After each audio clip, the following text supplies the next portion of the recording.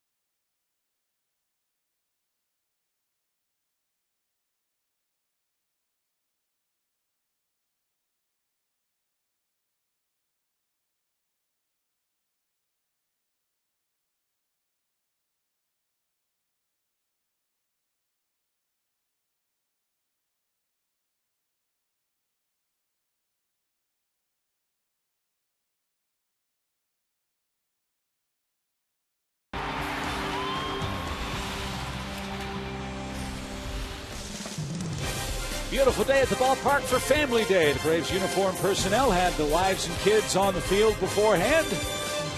What a great way to spend a home Sunday before we head out for a week-long road trip.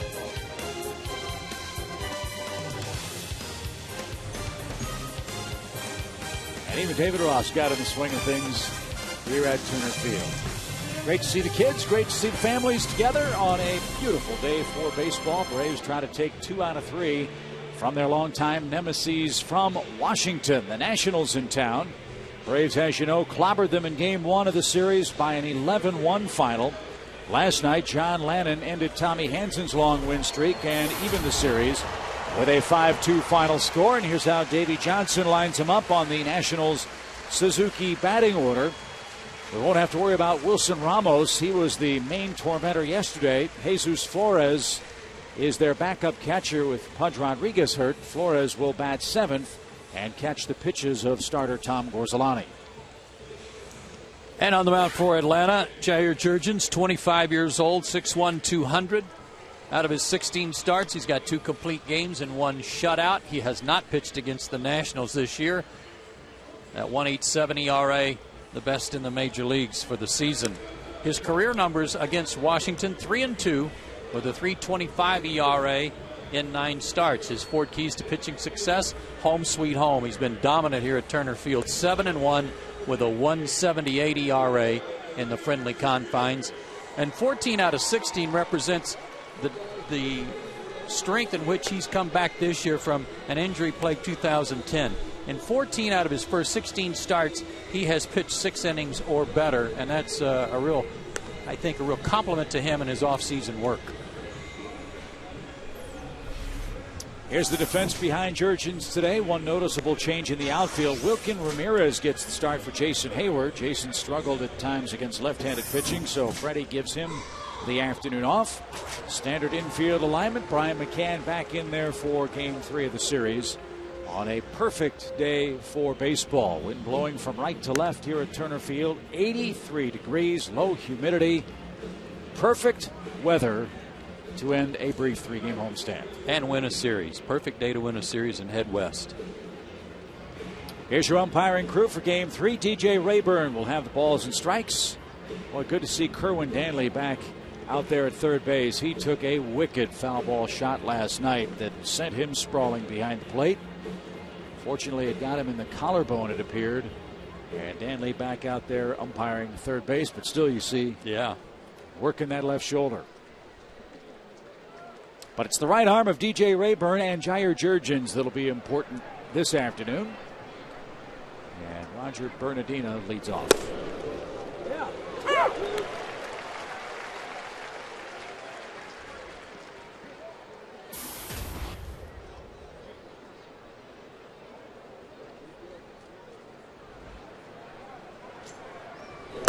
Bernardina singled to start the game on Friday night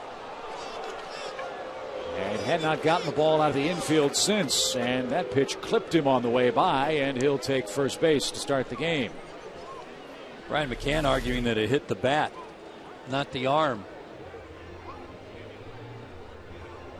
It didn't hit the bat. It brushed the elbow on the way by, or it may have hit both. So a fast man on for the Nationals. Bernardina 13 out of 15 in stolen base attempts this year. Only the 3rd hit batsman for Jair on the season. And here's Danny Espinosa. Nationals have a Rookie of the Year candidate themselves. And this kid is that man. 16 homers and 52 knocked in. Now on the first pitch, Bernardina's running and steals second easily. His lead should have been the first tip off there, Chip. We rarely see anybody get their right foot out past that grass cutoff. He's got that cut right in between his feet. That's how far he was off the bag. Good crossover step. Brian McCann had no shot. So Washington a chance to jump in front with Espinosa now ahead in the count. 1 ball, no strikes.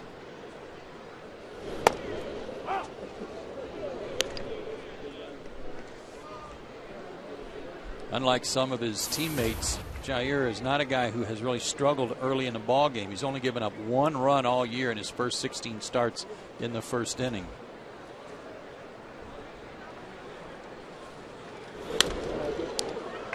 Espinosa had a mighty cut, 2 balls and a strike.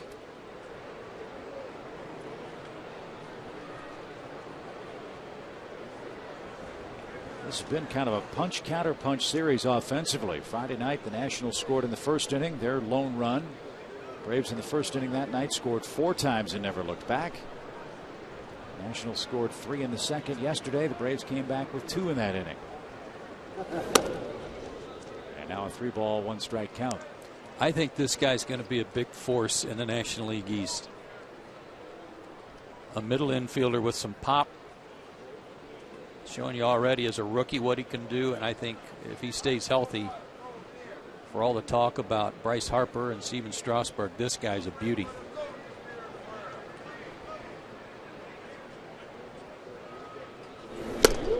And it may not be fair to mention this with Espinosa as we look at the Academy Sports and Outdoor Leaderboard. You mentioned the pop. Don't know if he'll hit for as high of an average as Chase Utley, but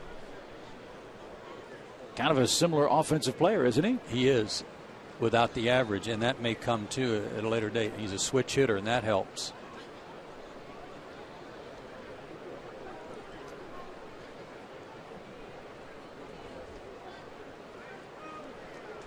Jurgens has the count full. 3 balls, 2 strikes. And Espinosa didn't get it. It's tipped and caught for the first out. That's how you keep this guy from, or any other hitter from, trying to advance that runner from second, get him to third, is just strike him out. Got him to chase a bad ball. Number 66 for Jurgens on the year. So Zimmerman becomes the key man in the inning. 1 on, 1 out. Washington comes in a .500 record at 47 wins, 47 losses. But they have had mighty trouble scoring runs, especially in situations like this one. Just .218 as a club are the Nationals batting with runners in scoring position this year. There are some similarities between their lineup, their offense, and the Braves, and the fact that they hit some homers. You know, they're in the top 5 in the league in home runs. But batting average is down. I guess if there's a major difference, it's that they steal a lot more bases. They're 3rd in the league in stolen bases.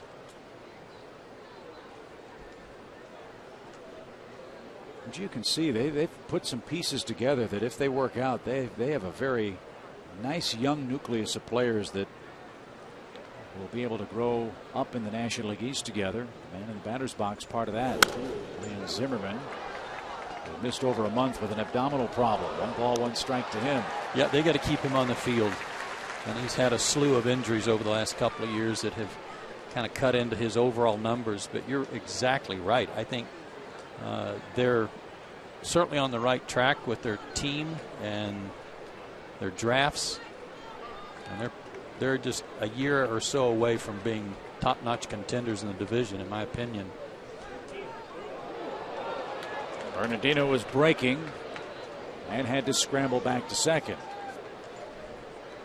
He got a little stuck in the mud too, and he went back. Right arm got stuck in the wet dirt.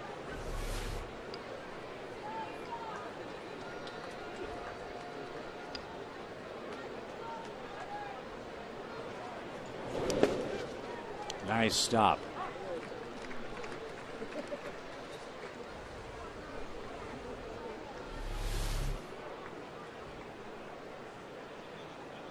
Right off the chest protector. Nice recovery. He too an all-star, you know. Bunch of them.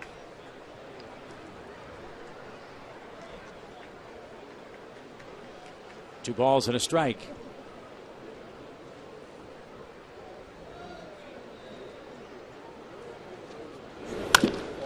Back to the mound. Jurgens has Bernardino in a rundown. And they'll tag him out. Dan Uggla took the throw and applied the tag, and there's a big second out. This was defensed perfectly by Jair Jurgens. With Bernardino hung up, he holds the ball up where his infielders can see it. Cuts off Bernardino to run him back to the base from which he came. And then once he made him commit, made a nice toss to Ugla for the out. Excellent work. And maybe the first time in Major League history that a pitcher from Curacao threw out a base runner from Curacao on that play. It certainly tied for the Major League lead. Here's Morris. And he hits a high fly ball to left. And Jair Jurgens still has given up just one run in the first inning this year. He works around a leadoff hit batsman and a stolen base by Roger Bernardino.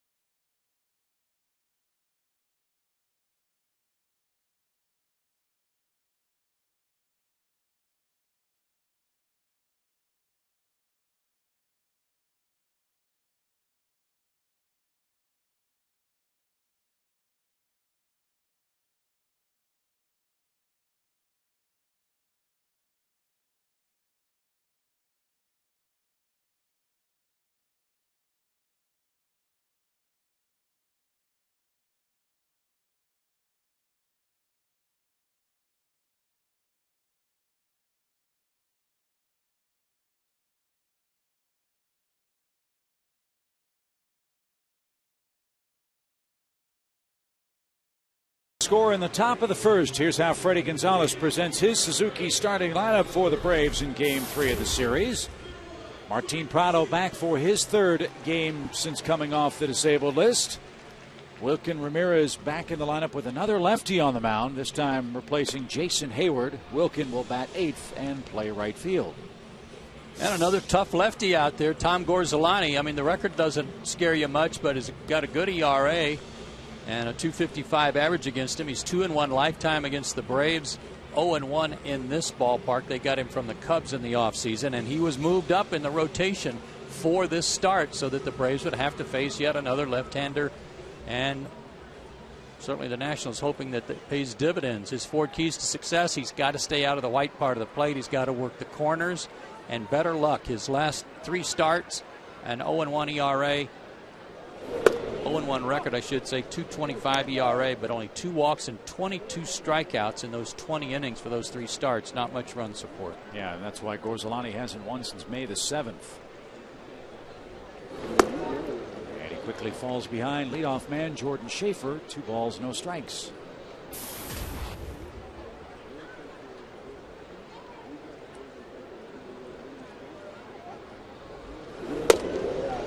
The work the Braves have done against lefties this year. They have a winning record against left-handed starters, but a team batting average of .210. Yeah, it's hard to put those two together, isn't it?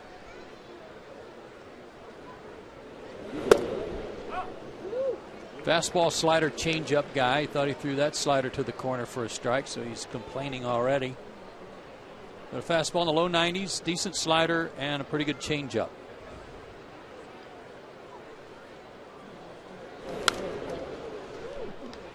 Fastball at 90, and the count now 3-2. 6'2", 210, just had a birthday. He's 29 years old and originally a Pittsburgh Pirate. He was a second-round pick for them in 2003.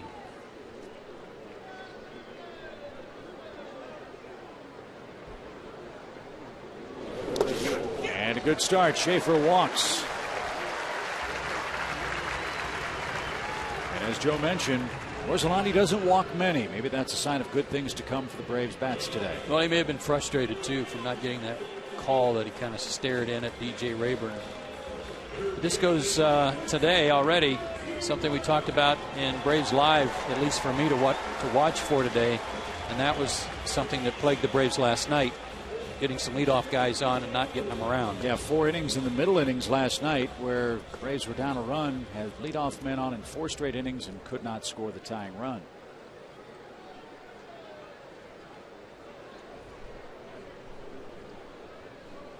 And now Martin Prado will go to work with Schaefer at first in a scoreless game.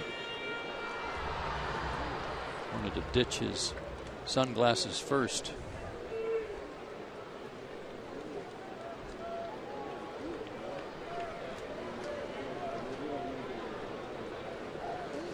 I want to talk about a happy person on Friday. The man in the batter's box was the happiest guy in the ballpark. Maybe Freddie Gonzalez a little happier to be able to write his name in the lineup. After missing a month with that staph infection in the calf, Martin in his 3rd game came back with a bang.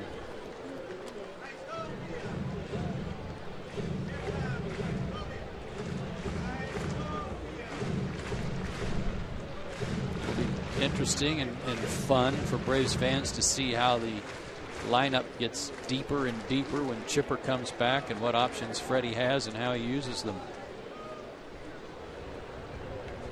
Yeah, that's something Chipper talked about last night. He joined Ronnie Gant and me. Said he's still hoping to be back for the Pittsburgh series when we come back from the road trip, which starts tomorrow night.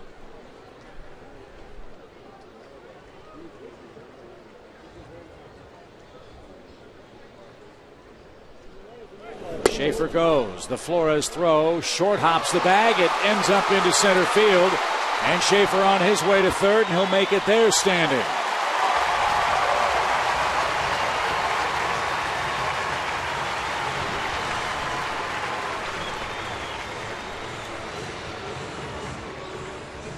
The Nationals have only made 2 errors more than the Braves this year, but this has been a rotten series for them defensively, and it starts off poorly for them today as Flores, who's in there for Ramos today, throws one quite a way short of second base.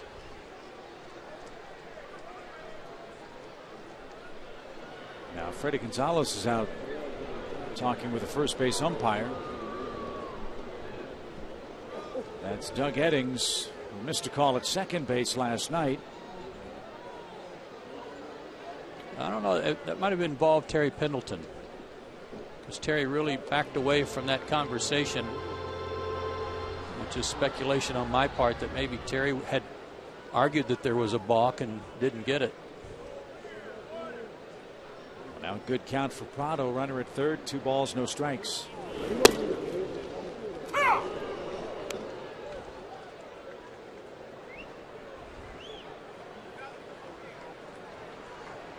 Braves a whopping 38-10 when they score the first run.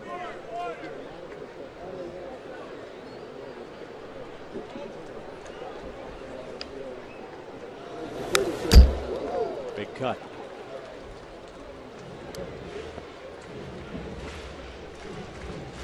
Martin was funny. He said, look, guys, I'm not a machine. It might take me a couple of games before I return to form. As you said, he started Friday with a bang.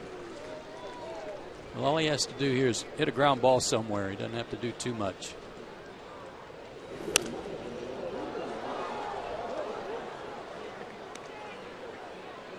.92 on that fastball from Gorzelani. And this guy's pretty good. His career record now is 38-43, but he was just a game under 500 coming into this season.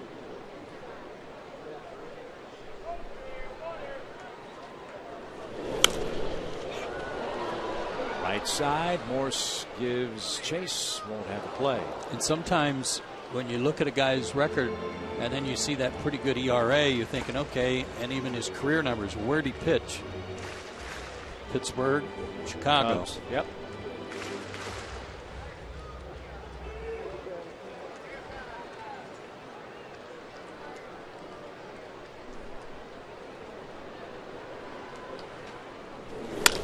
Lined into center field. It's 1-0.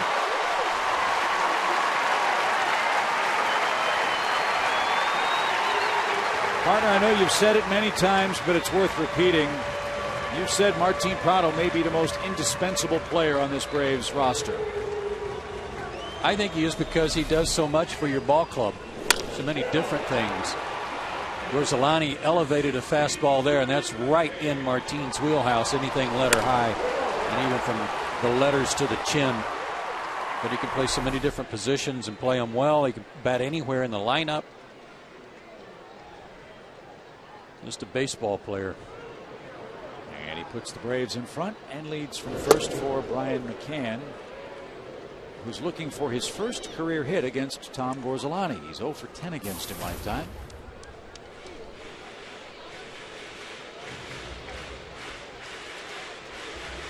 And lefty's only hitting 140 against him for the year.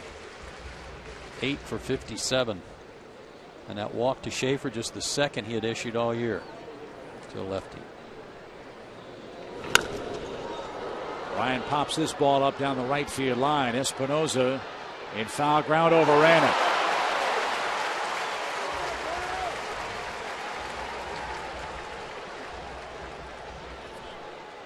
I think he lost that. Son. And he threw his hands up right there after he'd gotten into foul territory. Watch his right hand there, right there. Oop. It's up there somewhere. Just don't want to get hit. And a swing on the house for Brian McCann. 15 homers, 50 knocked in.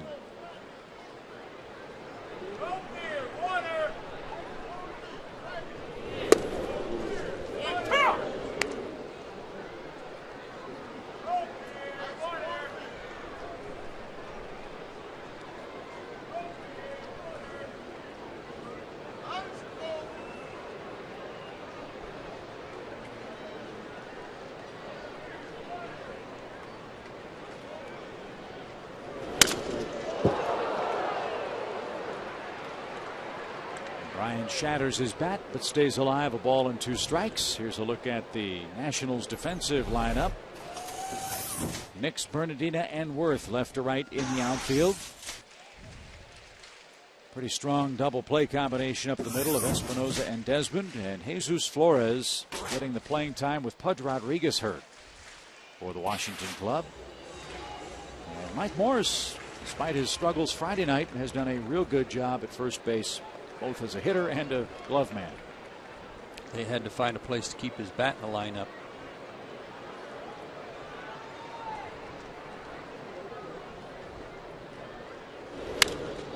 Bryan reaches again, pops this one into left. And there's your first out.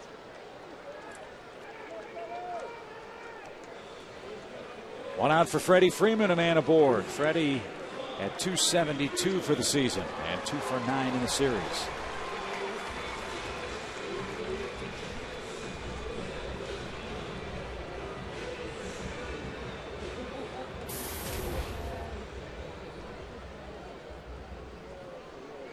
This series a preview of perhaps what could be the final vote for the Rookie of the Year award. Espinosa for the Nationals.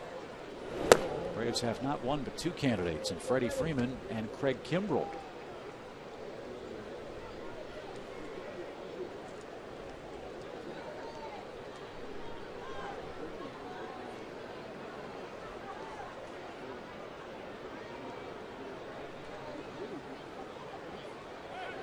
Martin's running. The throw to second, high this time.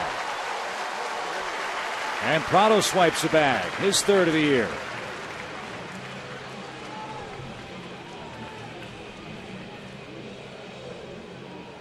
Well, the Braves have gotten a scouting report on Gorzelani, and they're getting a good jump on his move. Martin had a couple of steps before Gorzelani even let go of the pitch.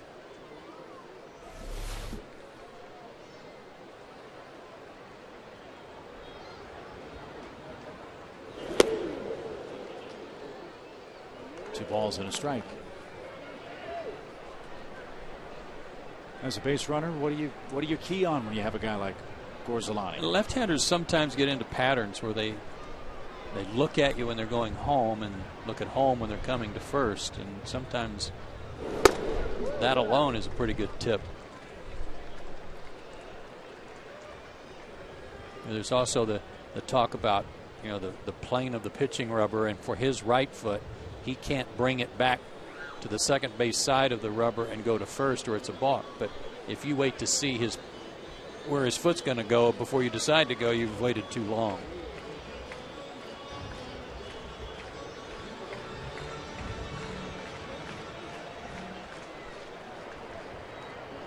Steve McCatty's the pitching coach.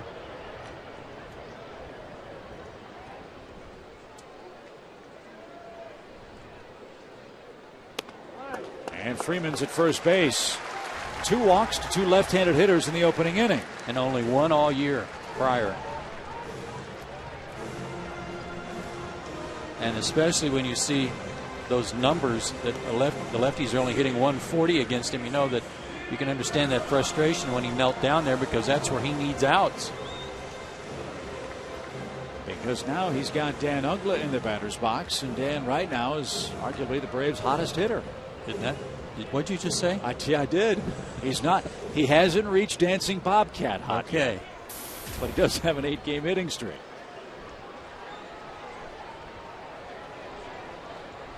And he's 2 for 5 against Gorzelani in his career.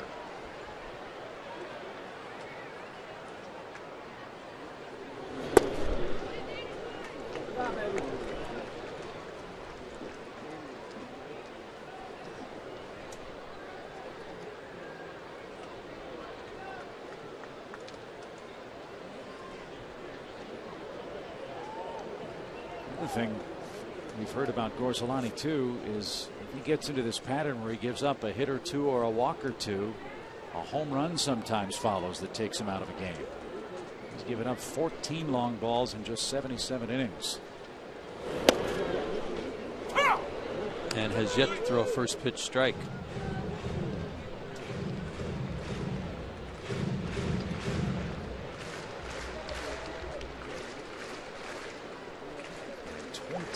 First inning pitches.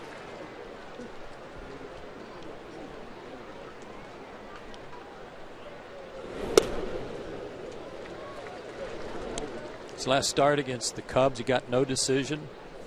Pitched well, 6 innings, gave up 4 runs though, and no walks. Struck out 6.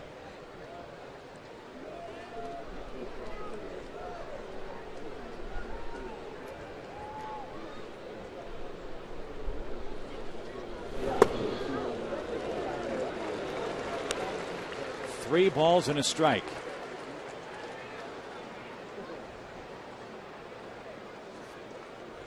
Well, those are good numbers to see, aren't they? 10 for 29.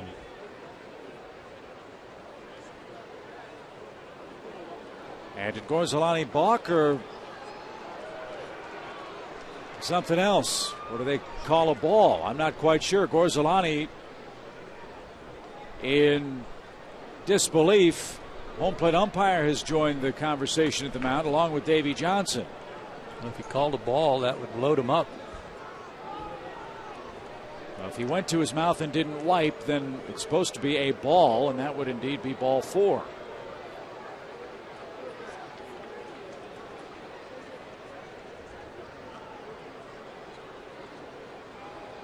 Well, he'd walked off the pitching mound when all this started, though. I mean, he was not even on the dirt, was he? So on the dirt there.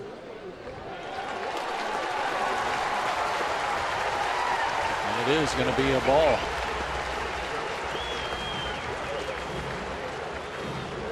Oh, he went right to the baseball. He didn't wipe. He didn't wipe. So that's a good call. Dana DeMuth, crew chief, all over that.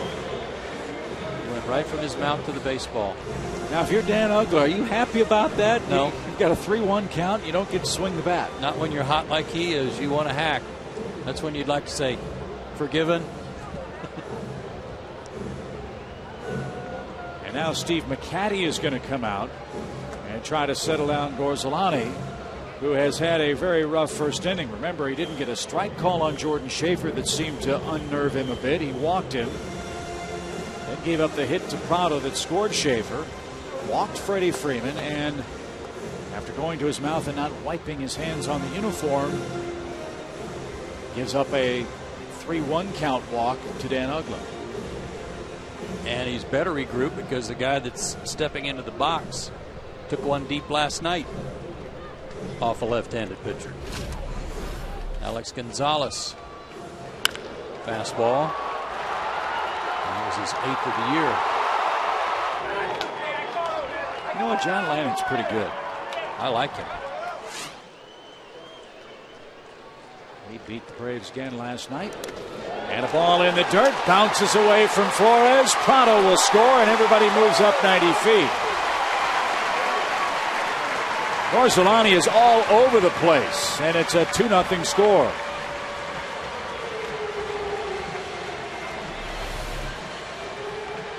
Kind of wonder what else can go wrong. Flores with a ball that bounced way out in front of the plate. Didn't get all the way over in front of it, but he didn't have time to.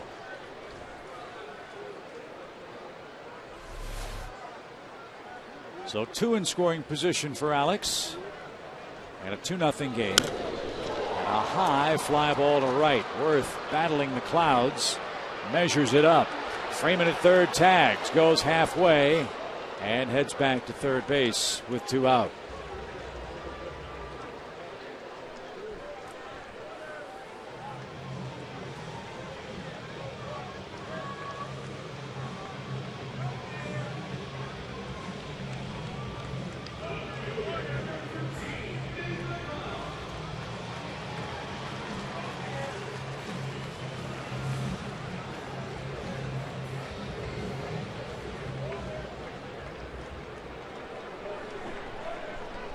Here's Nate. Battle of former Pirates in this first inning. 1.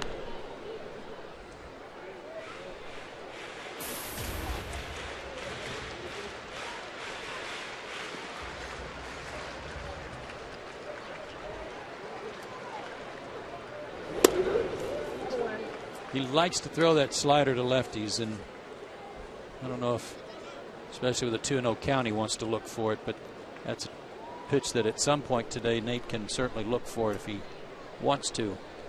It's not a big breaker.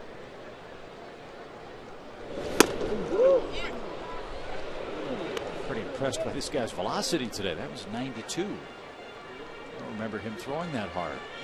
Thrown in anger. He's had a few of those. 33 pitches so far for Orsolani. And a roller to the right side. Morse at the bag makes the play. And that retires the side. Braves manufacture not 1 but 2 first inning runs. Jordan Schaefer walks, steals second, and comes home on a Martin Prado single to right field. And then a wild pitch gives the Braves a 2-run advantage.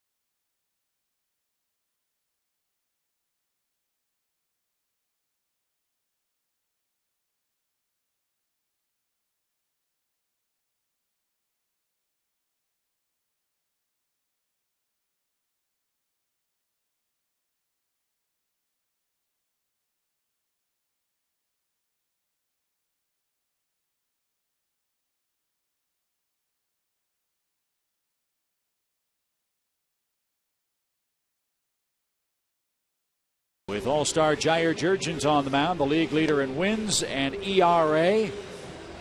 And he's the subject of our Geico quote of the day on his approach in the second half of this season. You try to start out on a good streak and go into the break with good numbers, then you try to grind the second half out.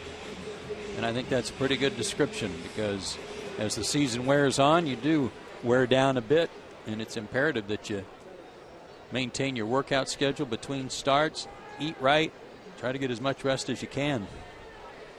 And a little tougher for Jurgens and those other Braves All-Stars. Again, they had to fly from Philly out to Phoenix, do all the All-Star festivities, and then zip back to Atlanta in time for the workout Thursday. And after this game, we jump on the plane and head to Denver.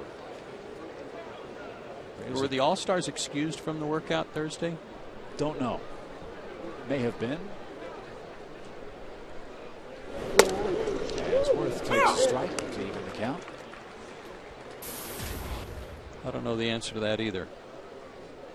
But still, 2 cross-country flights in a week will take a toll as well. You know it.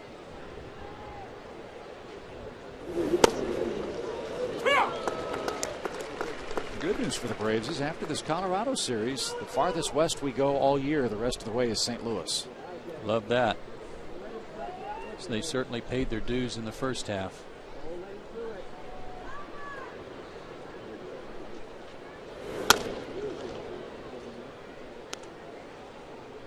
Two and two to Jason Worth. This guy's had a disappointing start to his Nationals career.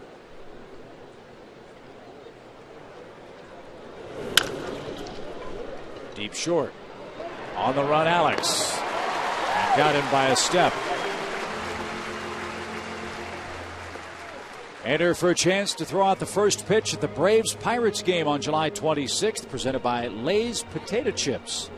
Visit the Lay's display at your local Publix by July 20th to enter. Lay's Potato Chips, naturally seasoned and locally made in Kathleen, Georgia, and all across America. We found out last night that Kathleen, Georgia, is south of Warner Robins, Georgia, and is also the hometown, or where former Governor Sonny Perdue lives. Oh.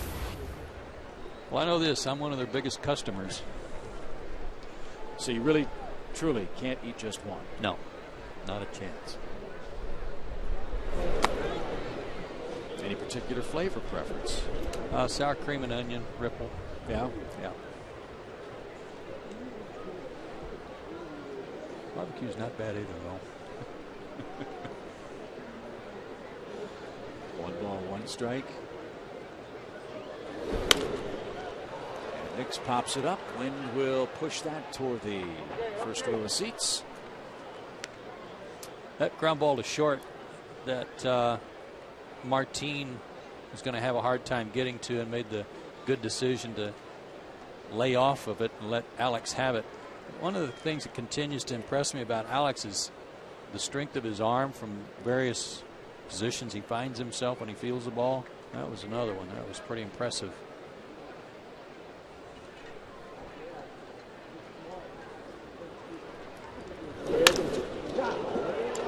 And an easier play for him this time. A line drive up the middle as Nix is out number 2. Perfectly positioned for that line drive. Here's a ground ball from Worth. Martin stops, gets out of his way, but look at this. He's going toward the third base bag and has to throw across his body, and still threw a laser over there to Freeman. Very impressive. Yeah, the scouting report we got from our pal Buck Martinez with the Blue Jays, you seldom see Alex get a bad hop. And I think that's been very, very accurate. Mm-hmm.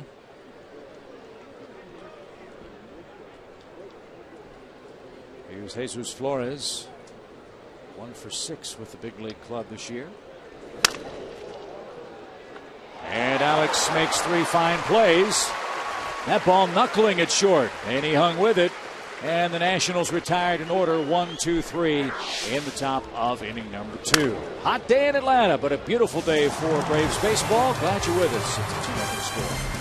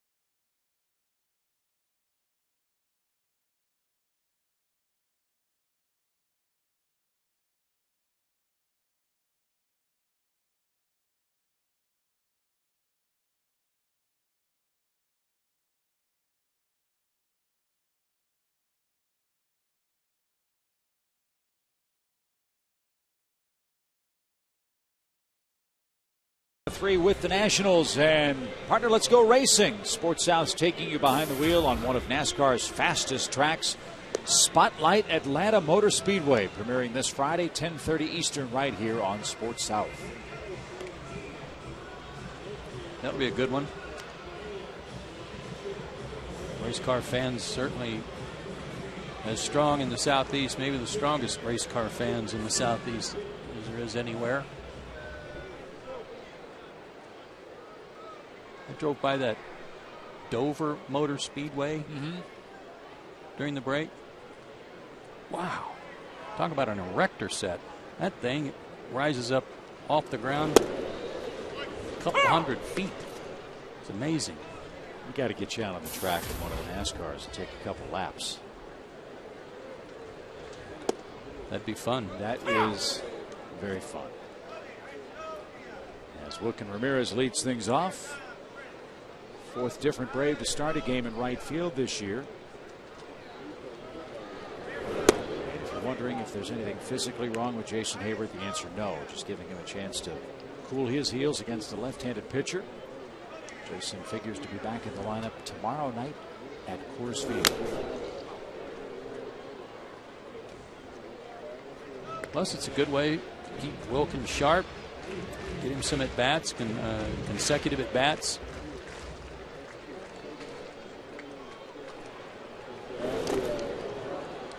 Breaking ball gets him. Flores throws him out at first. Orsolani has his first strikeout of the game. And Jurgens bats with the bases empty. Well, just to continue the thought you began earlier today about getting this lineup deeper once you get Chipper back, that's really, to me, the untold story about this club this year. They've had their opening day lineup together 11 times. It's hard to believe. This is the 95th game. Done my math. Which is usually a dicey proposition, but I concur. It's still really remarkable to be. Thanks a lot. No, I mean, I concur. It's 95 games. Oh, okay. They're only 3.5 games out. Yeah.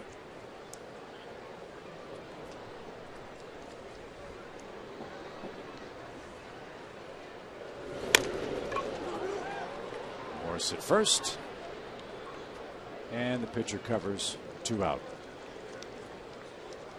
If you missed the first inning, the Braves got on the board with a leadoff walk to Jordan Schaefer. Just the second Gorzelani had issued to a left-handed batter all year.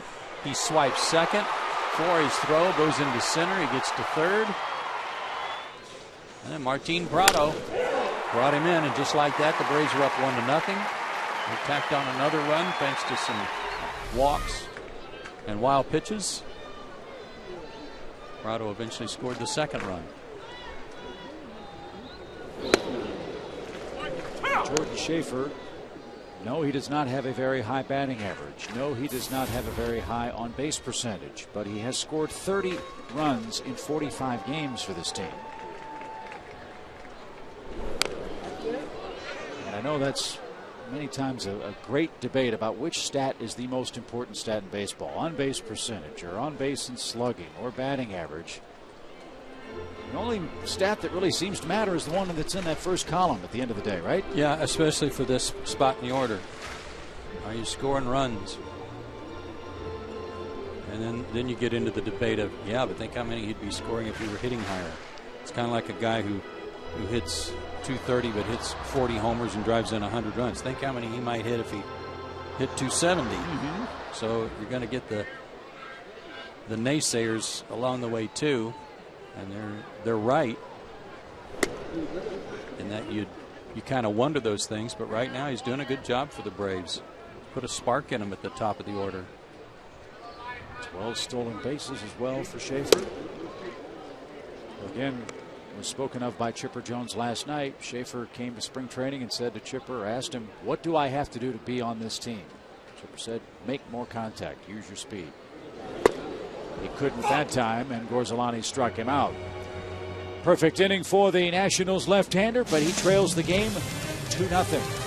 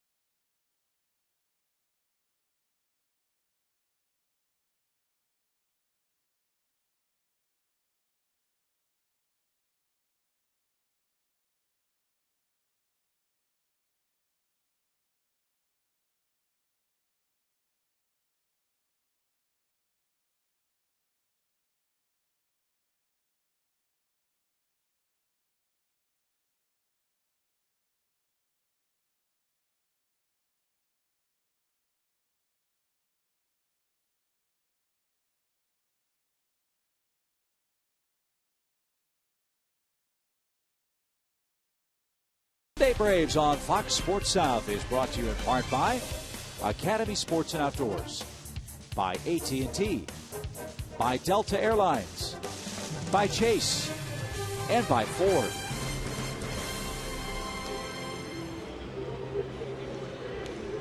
Braves have flexed their muscles early in the game today, lead 2-0. And the bottom part of the Nationals order is coming up in the third. Ian Desmond, Tom Gorzelani, and then Roger Bernardina.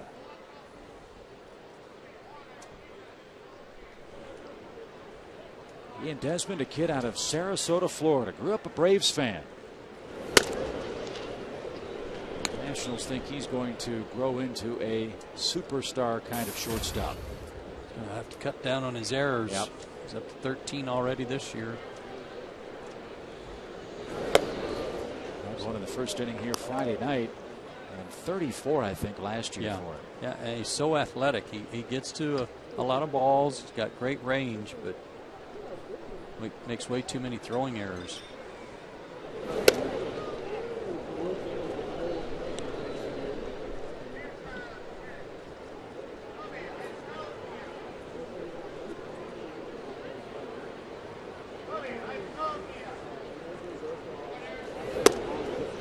Something Davey Johnson talked about with me on Friday, Joe, is that one of his tasks he feels as the manager of this club is to let his young players play every day. Let Espinosa and Desmond and Ramos rise or fall on that day's play, and at the end of the year give this organization in Washington a much better feel for what they have and what they need to make the next step you talked about, and that's being a contender in a year or two. And part of that must come, I mean, certainly from his experience as a successful major league manager, but also having worked in the front office as an assistant to the general manager and watching the progress of some of these guys through the organization and tracking them and where they are and how they're doing. So he's very much in tune with Mike Rizzo and the organization in terms of the maturity of these young players. And Davey has an interesting contract. They signed him to manage this club through the end of this year, but gave him a 3-year consulting contract. As Gorzelani lays down a bunt, Desmond broke late from first, and the Braves get the leading runner at second base.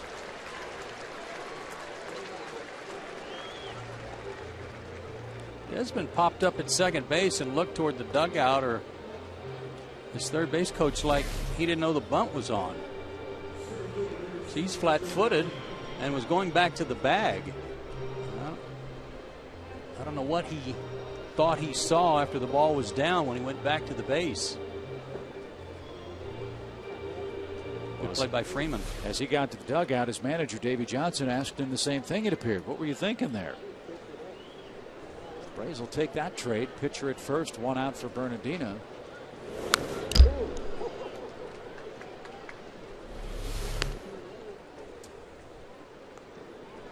See, he's looking over at the dugout right away like,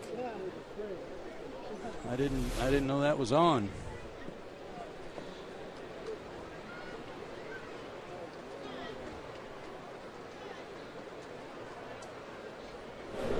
But there goes that youthful maturity thing, you know, for Desmond, who's he's in his second full year. He had a partial year in 09, but the pitcher's up with nobody out, and you just let off with a walk. What did you expect there to be on?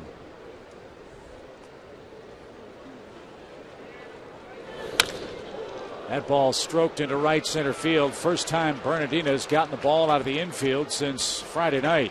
Gorzelani's getting waved. The relay throw's coming to the plate. It's up the line, collision, and a run scores. Bernardina around third. He will score. Gorzelani's hurt. The game's tied 2-2.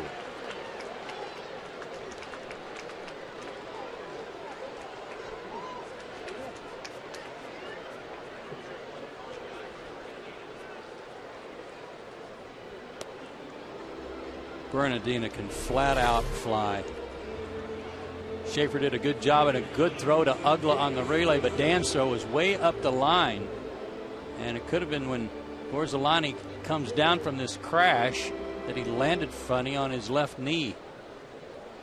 And here comes Bernardina right on his heels.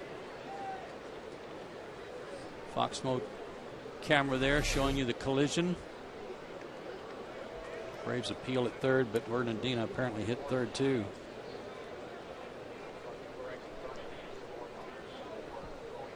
So it's a triple and RBI for Bernardina. He scores on a throwing error from Dan Uggla. And the game now tied 2-2 for Espinoza. That was quick. Yeah, that ball really jumped off Bernardina's bat too.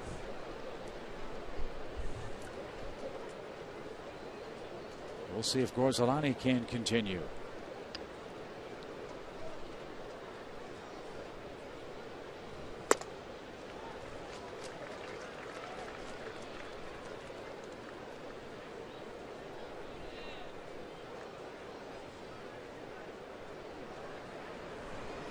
His left leg, which would be his push-off leg.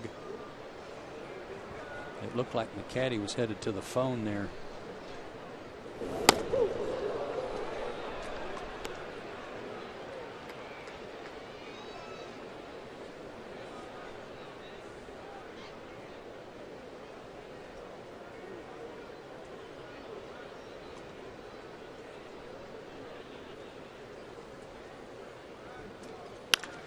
Up the middle.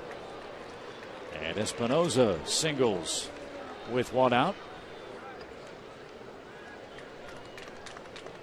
Assuming the appeal a minute ago, Chip, was on Bernardina, it may well have been an appeal on Gorzelani instead. Watch Tom as he comes into third. He may have just brushed the inside of the bag. Right there. Kicked up a little dirt. He must have just barely gotten it.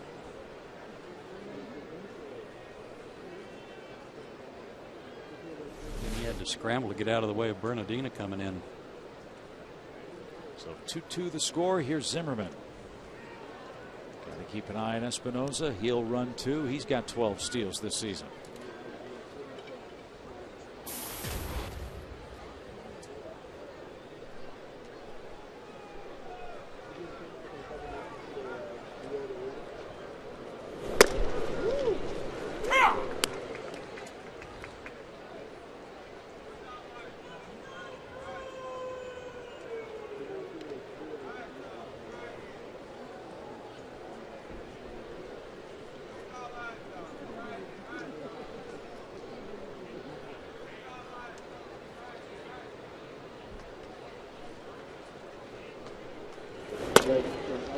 We talk a lot about how Jason Hayward stands well off the plate, slightly open stance, and tries to come back.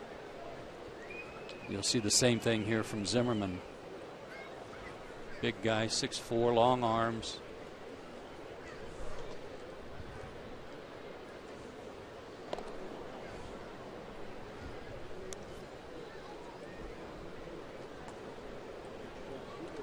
One big difference, major difference, is that Zimmerman has that real high leg kick.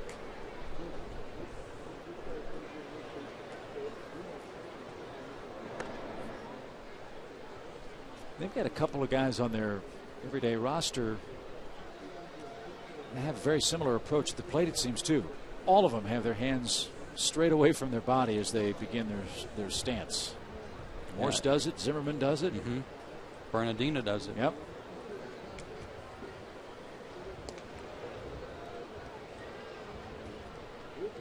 Zimmerman's is a little more pronounced now than I remember it being.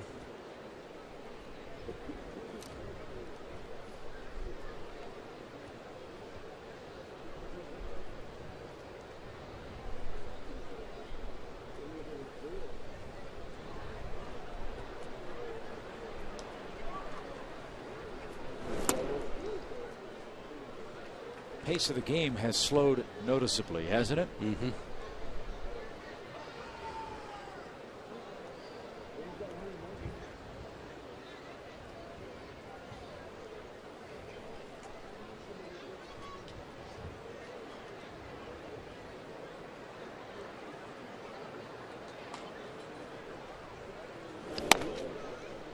It's kind of weird how that triple has kind of taken the starts out of the fans in terms of crowd noise, and how quickly that, after getting a good play to cut down the lead runner, the triple winds up getting both runners in.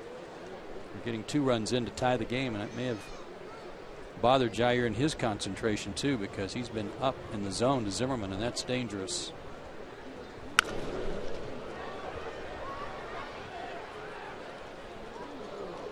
Three and two.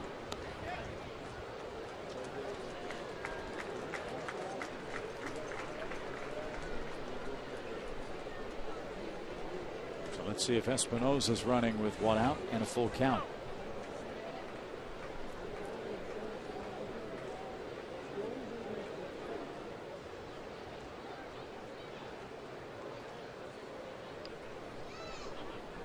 He is. And the pitch is low. Second walk of the game and of the inning for Jurgens. 2 on, 2 in, 1 out for Morse.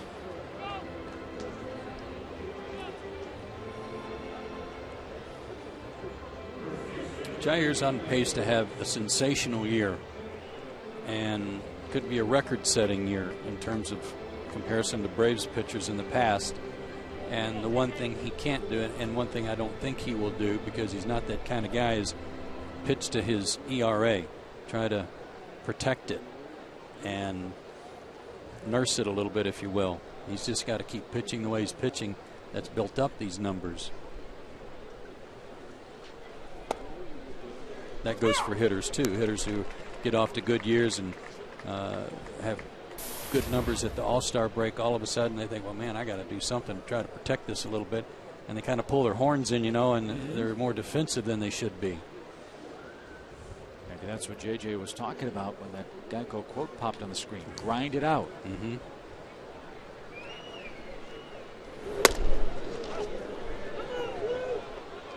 But he and Tom Gorzelani not seeing eye to eye with DJ Rayburn's strike zone in this game. Gorzelani a rough first. Jurgens a rough third.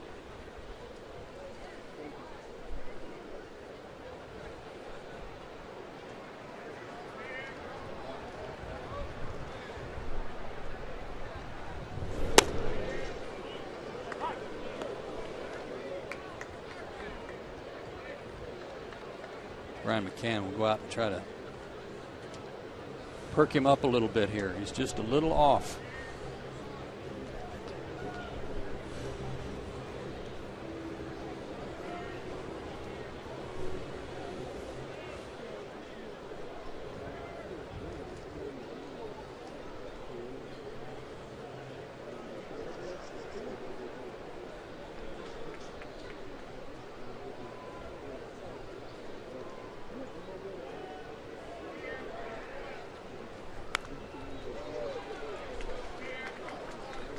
Two. Good change up. Mentioned last night, Morse is a big dude. 6'4", 6'5", 240 pounds or so. I think the Mariners would like to have him back for their anemic offense. They got him for Ryan Langerhans deal a couple of years ago. And Jurgens fires a fastball by him for the second out. That's one of the things that's helped Jair accumulate these good numbers. The way he has pitched in and out, up and down all year. He's changed speeds. He went from an 80-mile-an-hour changeup that he swung and missed on to a 92 fastball up that he swung and missed on. So those changes in speeds, changes in locations has just made him really tough. And he's not throwing as hard as he used to. No. Not on a consistent basis. But the trade-off of that is exceptional movement. And a strike to Worth.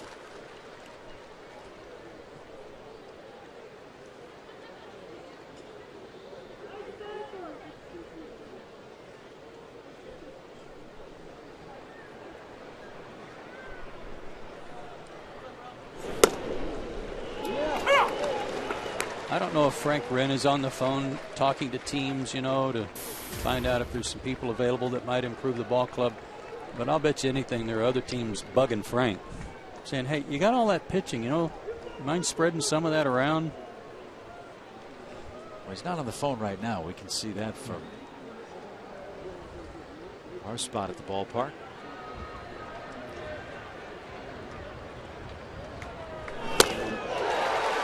Jurgens with a 91-mile-an-hour fastball. And after that meeting with McCann, got after it. 2 strikeouts, takes care of business, but Roger Bernardino tripled home a run and scored on a throwing error. We'll see if Gorzelani returns for the Nationals in a 2-2 game.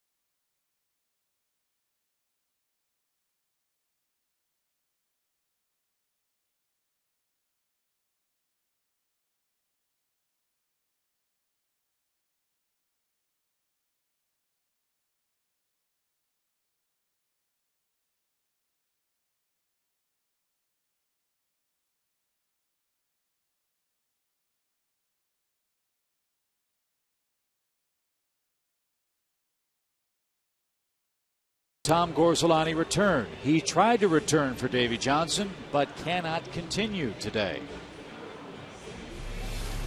Came out through a couple of pitches, but I'm not sure that Davy even wanted him to do that. But Gorzelani was insistent that he at least try.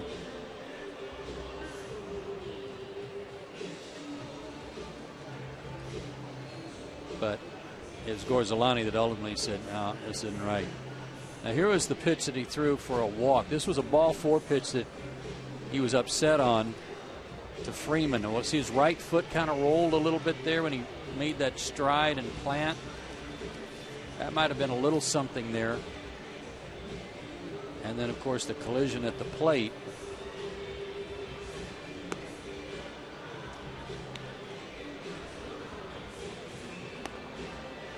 Thing I saw there in the foot that he seemed to be favoring was the left leg when he went back to the dugout, like he landed and kind of twisted his knee a little bit when he came down. I'm sure we'll get a report later. So 2 innings, 2 runs, 1 hit, 3 walks, 2 strikeouts, and a wild pitch for Gorzelani, and he will now give way to hard-throwing right-hander Henry Rodriguez, and Rodriguez will get as much time as he needs to loosen up as Gorzelani, a couple of warm-up tosses before the bottom of the 3rd inning, just departed for the Nationals. 34 strikeouts and 31 plus innings for this guy, and you're about to find out why if you didn't see him pitch here Friday night. He can bring it. Triple digits on a couple, if not several pitches in that outing. All right, so as a hitter, you've spent all day getting ready to face Tom Gorzelani. You've gone through the lineup 1 time against a left-hander who throws 89 to 91. Now you've got a right-hander who can bring it up there at 100. How big an adjustment is that for you?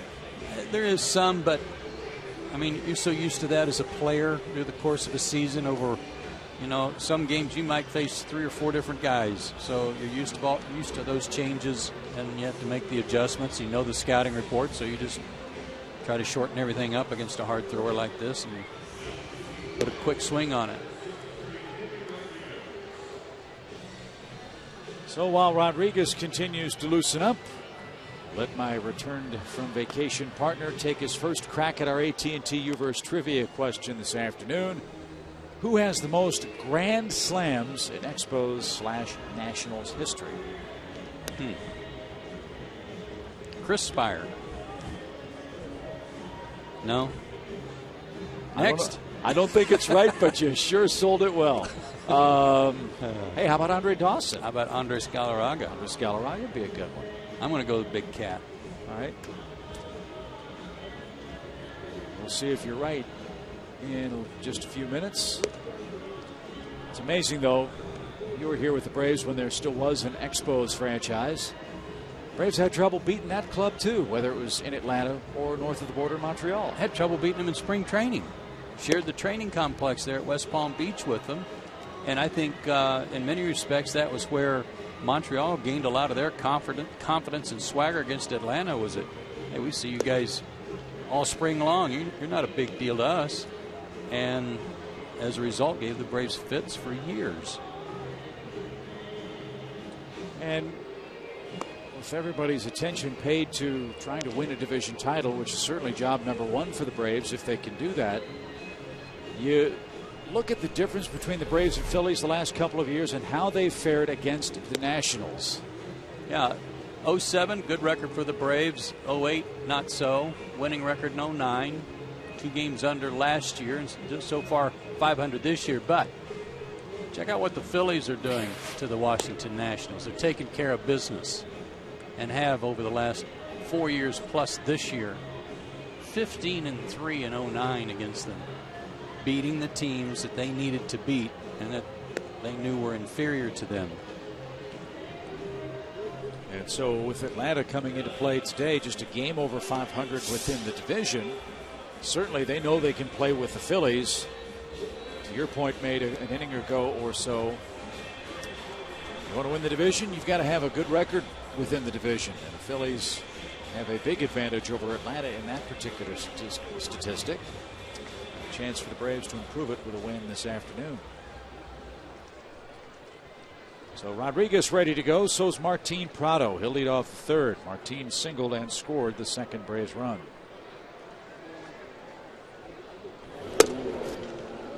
Braves finished 6 games behind the Phillies last year. And there was a 4-game difference right there in those standings, those rankings, those records, rather, against the Nationals. In fact, the Nationals have more wins against the Atlanta Braves since moving to Washington, D.C. than any other team in the league. Huh. Didn't know that. Beaten them 58 times. Up the middle, Espinosa charges and retires Martin Prado for the first out.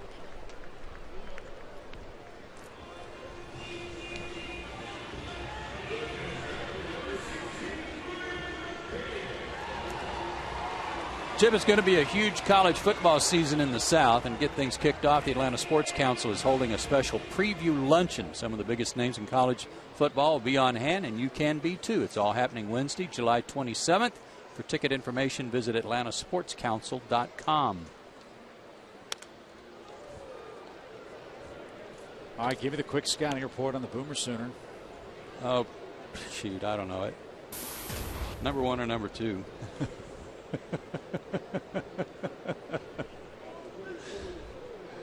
No balls and a strike to Brian McCann. One of the funniest lines that Joe ever had a couple of years ago came when was it the maroon and white football game? Is that what you call it? Yeah, the red and white. Red and white game, yeah, whatever it is. Joe came in beaming. Some running back ran for like 300 yards. Quarterback passed for 400 yards in the spring game. I said to Joe, "What'd you think of the Sooners today?" Wow, we've got some kind of offense, but boy, our defense stinks. We'll field a team. I understand. Yeah. Ripped and fouled by Brian McCann. 1 ball, 2 strikes.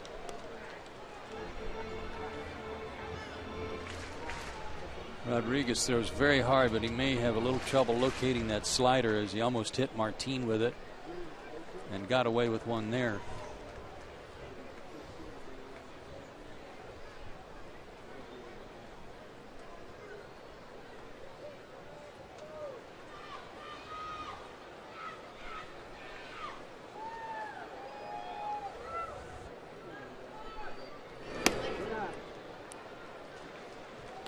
99 on that pitch.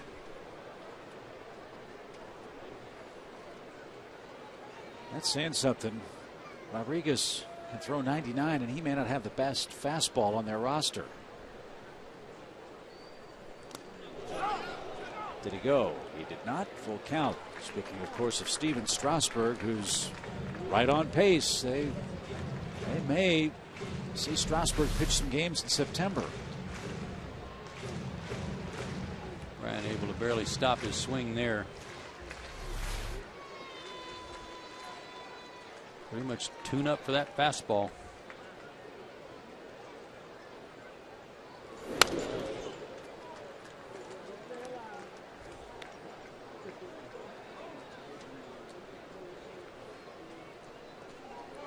Worst thing you can do against a hard thrower like this is try to muscle the bat through the zone. You got to be relaxed. You got to shorten up your stride. Just let your hands work. That was nasty. 99 across the shoe tops. And Rodriguez has his first strikeout of the day. We welcome you to Sunday Braves on Fox Sports South, brought to you by your local Hyundai dealers. Joe and Chip, along with our Emmy Award-winning crew. Final game of this brief 3-game homestand. Off to Denver and Cincinnati for a week. Then back home for the Pittsburgh Pirates and maybe the return of Chipper Jones on July 25th.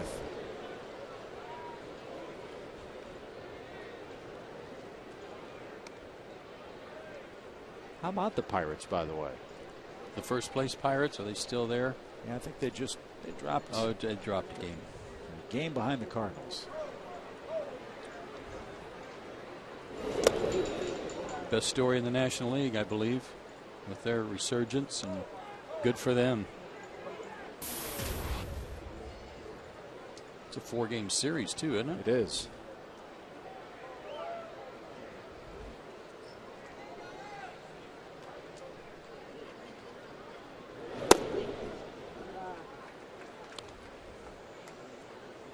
Big weekend coming up this weekend. Of course, the Braves will be in Cincinnati. It's also the Hall of Fame weekend.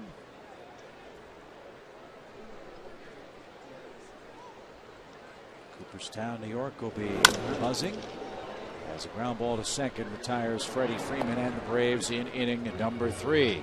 We aren't exactly zipping right along, folks, but a beautiful day to spend an afternoon at the ballpark. 2-2 our score.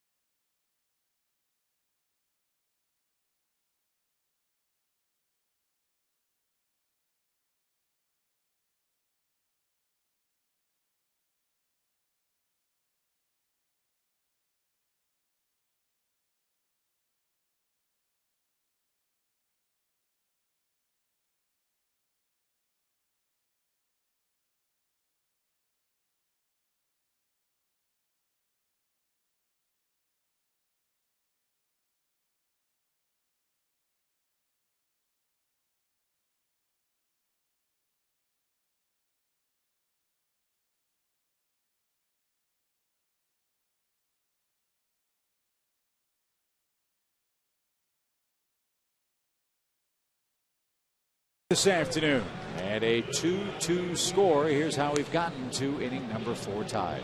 Braves got on the board first inning after a walk, base hit, walk, stolen base, and an error where Prado brought in a run, and then a wild pitch brought Martin in after he had stolen a base and moved over. 3rd inning, interesting play here. The pitcher failed to get a bunt down to move a runner up, so he's at first. Bernardina triples, scores the pitcher after a collision with McCann, and then Bernardina comes home after the ball bounced away.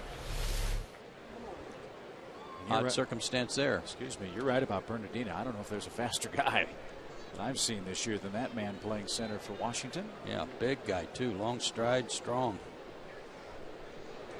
So Lance Nix starts things off in the Nationals' fourth. Flores, then Desmond.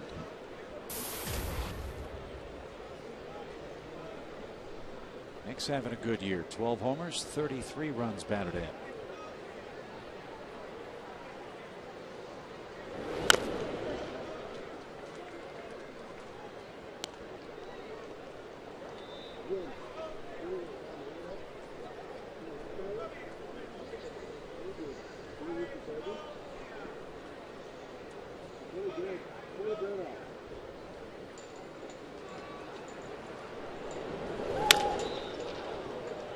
Leadoff single starts off the Washington fourth. Pretty good at bat there by Nix, who's having himself a good year. Guy who was signed just kind of as a backup and has found himself playing virtually every day and putting up some good numbers for the Nationals. And he's usually a good fastball hitter down and in, but that pitch was off speed pitch out away from him, and he hooked it into right.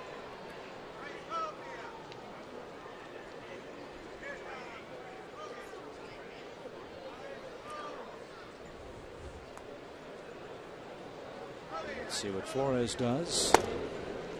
He takes ball one outside.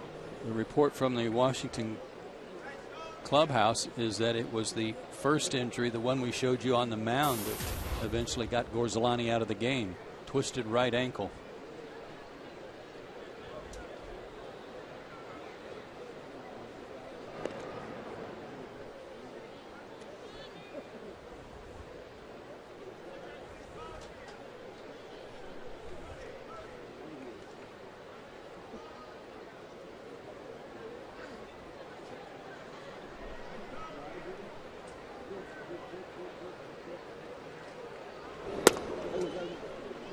Was that injury on a pitch that turned out to be ball 4 to Freddie Freeman. Watch his right foot.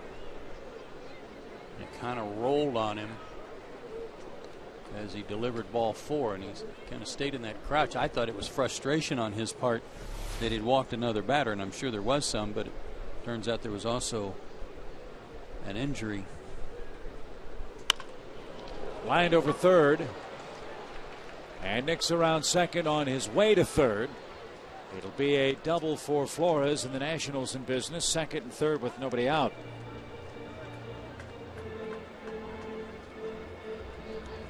Made a bad pitch here, Chip, to a guy who doesn't play every day. He's hitting 167, and Brian was set up away, and this fastball moved a little bit, came right back into Flores for him to be able to handle it. First double of the year. And what was it last night? Landon got his first hit of the year. Second? First and second. First and second. Yeah. So Desmond a chance to put Washington in front. Braves play in at the corners. Regular depth up the middle. There's nobody out.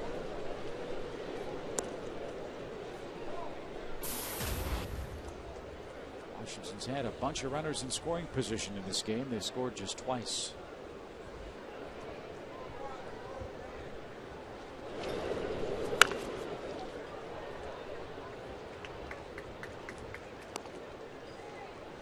Interesting swing there from Desmond, in that it was a breaking ball that was thrown at him, breaking to the inside corner, and he tried to inside out it.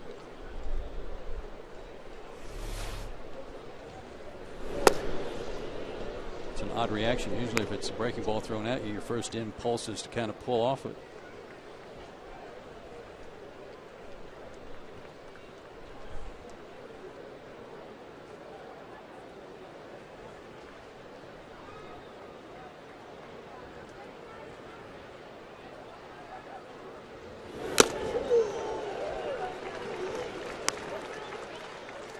High fastball has been a pretty effective pitch for him the last 2 innings. Well, he was at his best today when he had given up the 2 runs in the 3rd inning, had runners at 1st and 2nd, 1 out, and he struck out Morse and Worth to end the 3rd inning.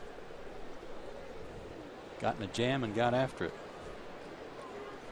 Let's see what he does on a 2-2 pitch. He gives up a rocket to right. Ball pops out of the pocket of Wilkin Ramirez. Desmond on his way to second. He will double, and he'll drive home Nix and Flores to make it a 4-2 Washington game.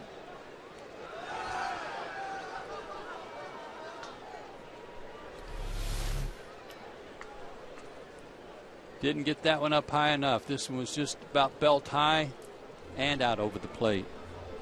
24 RBIs for Desmond now. And the part about that hurts is if you could have put him away, you have the pitcher coming up next or a pinch hitter. But it didn't happen. And Henry Rodriguez will stand in. 3 straight Washington hits have given them a 2-run lead.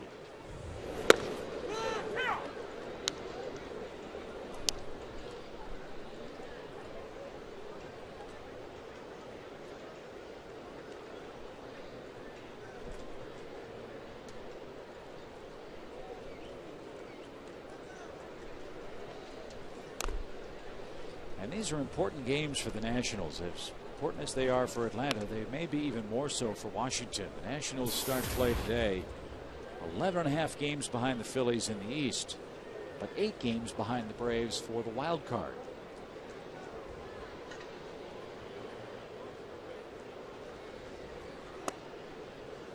I think you can be real aggressive with this guy. I mean, even 0-2, and Freddie's charging in there. First at bat of the year. Doesn't get to hit all that often. He's not that adept at bunting, you wouldn't think. Didn't get to practice it much. And it shows there. So on the bunt attempt, Rodriguez strikes out. 4th strikeout for Jurgens. First time for JJ that he's allowed 4 runs in a game since June 14th. Which is ironically the last time he lost a ball game. The Mets beat him 4-3 on June 14th. He went 5 innings in the 3rd that day. Here's Bernardino.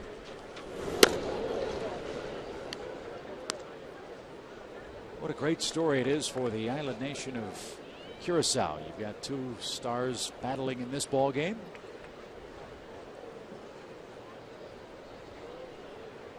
Jurgens and Bernardino. And a throw to third as Desmond overslides the bag, and Prado's trying to tag him and finally got him.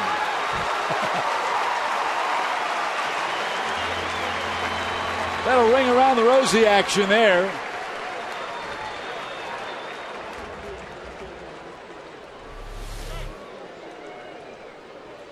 Took advantage of the pitch getting away from Brian, but he couldn't hang on to the base. He'd have been better off just heading for home plate, wouldn't he? He'd already hit the bag. Catch me if you can.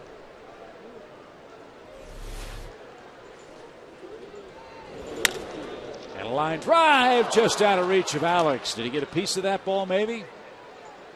And a big turnaround first. Bernardino has a 2-hit day.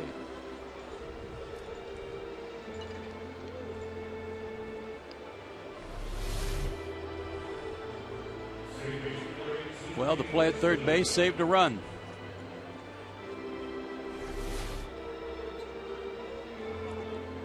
And already 6 hits for the Nats versus just the 1 by the Braves, and that was Prado's RBI single in the 1st.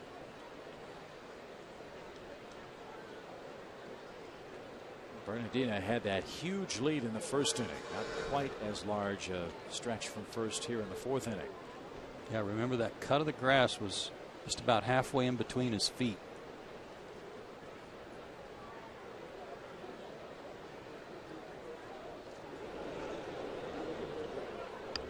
That last lead, the right foot was even with that cutout, and he got back easily to first base.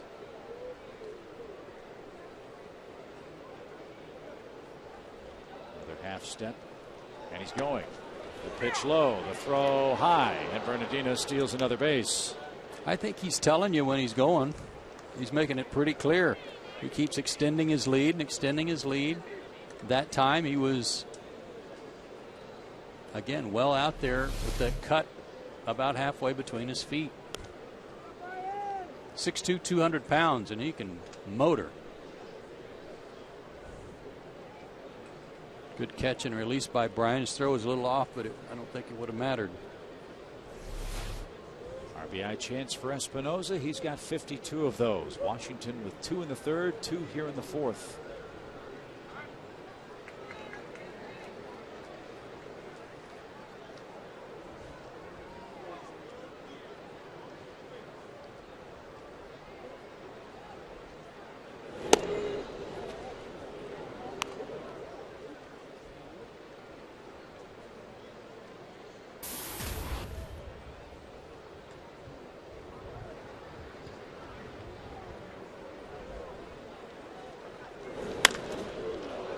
Well hit to center. Jordan on the run, still going. That ball is going to bounce off the top of the fence and back onto the field of play. Espinosa on his way to third. He's going to stop there. And Davey Johnson wants to come out and have a look at perhaps a replay. Did it hit the yellow line or go over? I guess we'll have to wait and see the replay. Looked like it hit the yellow line and came back. Check out the yellow line, padding, and back. That close.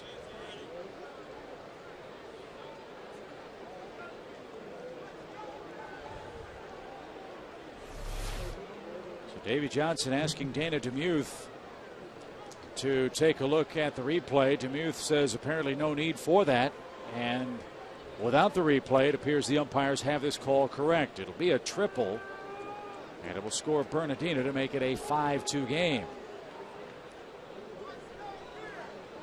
And meanwhile, Jair Jurgens is getting hit hard. That's the 5th hit this inning and the 3rd extra base hit this inning.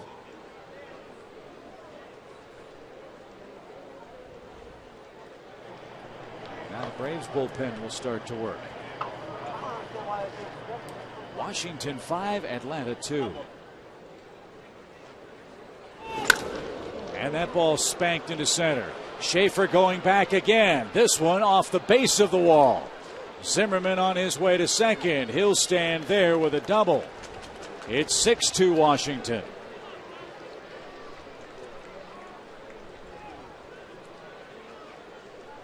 Tommy Hanson wasn't himself last night. Jair Jurgens' first start after the break, not himself today. And frustration there over the fact that all these hard hit balls have been extra base hits.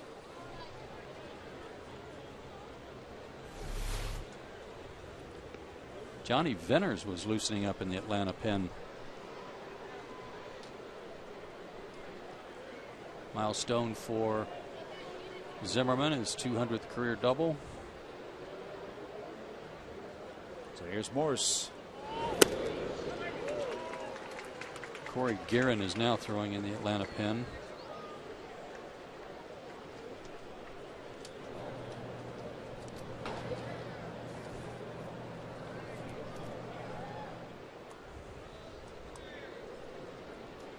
Six runs, the most Jurgens has given up in a game this year. And ahead of Morse 0-2. Well, they're going up there free swinging. Yeah.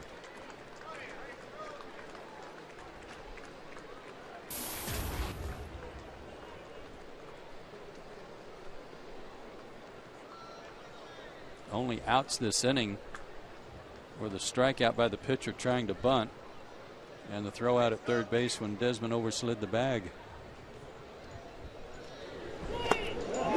Inning over. Washington sends 8 men to the plate. 4 of them score. And the Washington Nationals now enjoy a 6-2 lead.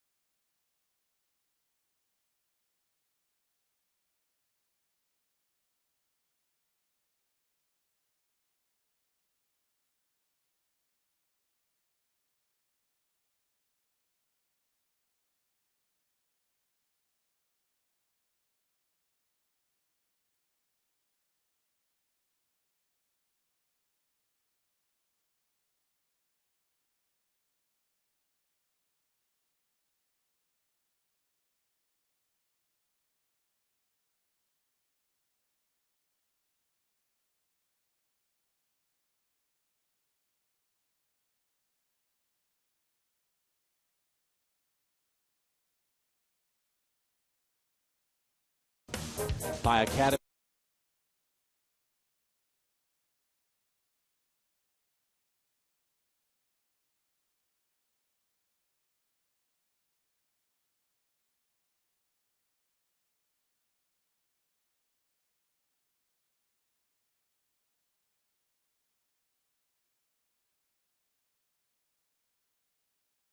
Braves on Fox Sports South is brought to you in part by Sherwin-Williams, by the Georgia Lottery, by Academy Sports and Outdoors, by Ram Trucks, and by Sonic. Rough day for the home-standing Braves today. 6-2 the score in the fourth inning. Now Dan Uggla, Alex Gonzalez, and Nate McLeod will try to get something started against Henry Rodriguez.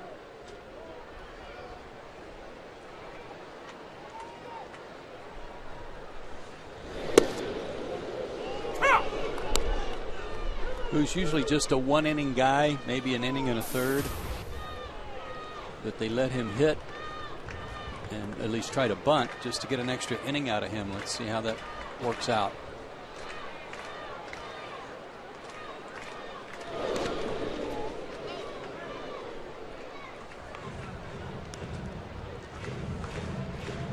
Dan Uggla walked in the first inning. The count was 3 balls and a strike. You might recall Tom Gorzelani licked his fingers, didn't wipe his hands, went straight to the baseball. Uggla was credited with the ball and the walk. And he just took strike 3, a nasty slider. Rodriguez has set down 4 in a row. Talked about his slider and the inability to throw it for a strike, but Sherwin-Williams painting the corner shows you he did a good job with that one. They got him from Oakland in the Josh Willingham deal back in December. Had a couple of cups of coffee with the A's.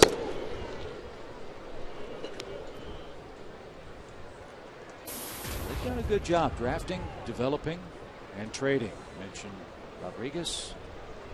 We got Wilson Ramos last year from Minnesota.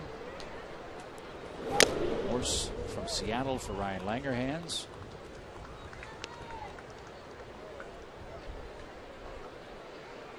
Washington trying to take 2 out of 3, win a series right after the All-Star break, something they haven't done much of since moving to Washington, D.C. And hoping to get back over 500 before they go to Houston as the next stop on this trip for the Nats. Well, the unfortunate thing about when Jim Riggleman decided to step down, they were playing their best baseball of the year, and they've stayed on a pretty good run even after Davey Johnson took over. Check it out, since June 10th, same record as Atlanta. And in the National League, the teams with the 3 best records over that stretch, all from the National League East since June 10th. Just a 1-game difference between the Braves and Nationals to Philadelphia. I mentioned Davey Johnson has that 3-year contract as a consultant for the Washington club, meaning he and Mike Rizzo will sit down at the end of the season and discuss whether or not Davey's going to continue as the manager. If he doesn't, he'll continue in his role as a consultant with the ball club, as you mentioned, checking out the minor leagues. But he'll also have a say in whom the Nationals do hire to be the manager, if indeed Johnson doesn't continue in that capacity next season.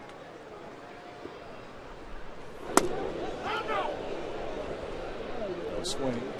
99 on that pitch. Well, you understand why Davey Johnson's been named the manager of this club. Again, Sherwin-Williams a little low there, because he knows the system. He knows what Mike Rizzo is trying to accomplish. He knows the players. I'm sure he was very up to date on minor league personnel as well as the major league team. So rather than bring somebody else new in here to the organization that might have a flashy name or reputation that doesn't know a whole lot about their organization, and he's still trying to find out what these players can do, Davey Johnson was a pretty good choice in my opinion. Plus, he does have the name and the reputation, and more importantly, the hardware. Yeah, well, that's true. I kind of take that for granted almost, but I think when he was first named the manager, in some ways people went, oh, are you kidding me? I mean, how many chances is he going to get to manage? But it really isn't about his trying to improve on his managerial career. He doesn't need that.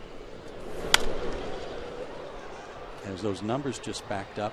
But the more you think about it, the more you understand what his role was with the club before he was hired, the more you understand why.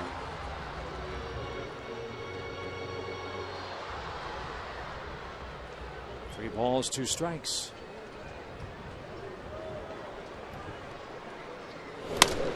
Behind to right.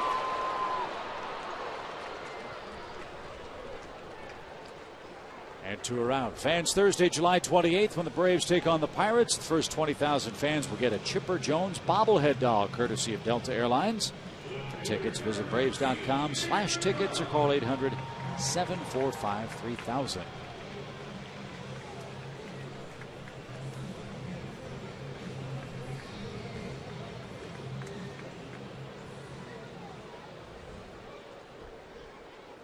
Little heads up and hustle in there from Ryan Zimmerman to at least alert Rodriguez to the fact that Nate McLouth might bunt.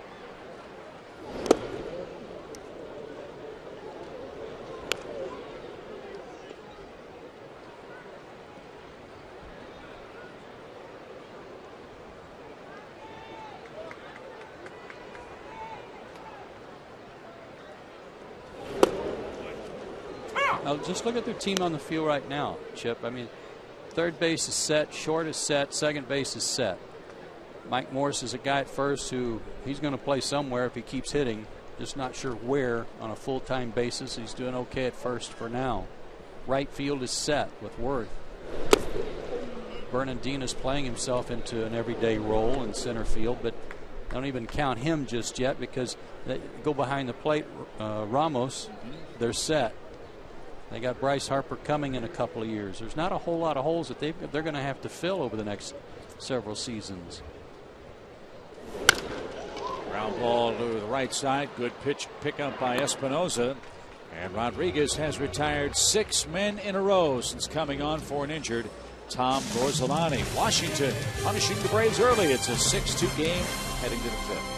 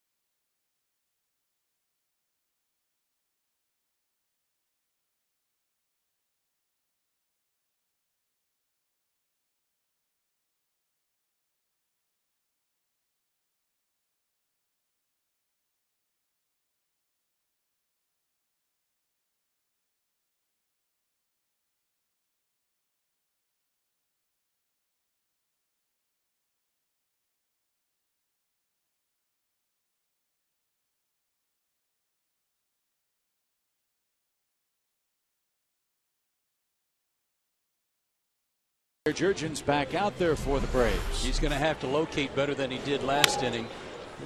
Thought it was a changeup. That was a hanging slider, then a mistake to Flores. Pitch out away to Desmond. Pitches were all up except that one, and then that was just down the middle, and Zimmerman jumped on it. He's going to have to hit some corners and get ahead in the count. Worst line of the year for him. Yeah, he's got Jason Worth to start. And the first pitch hit hard toward right. Ramirez on the run, tracks it down. That ball was spanked, but Wilkin Ramirez caught up to it for the first out.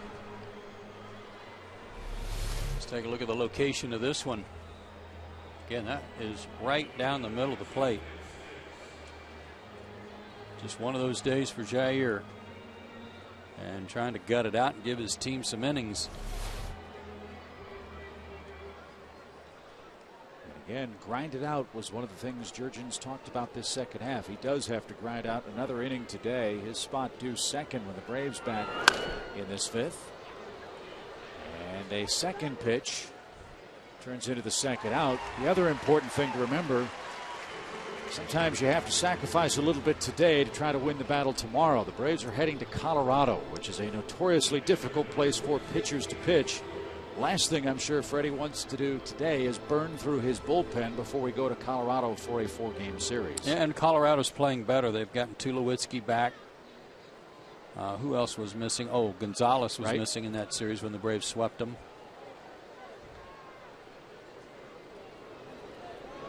That's the other question for Colorado is, are they going to trade Ubaldo Jimenez?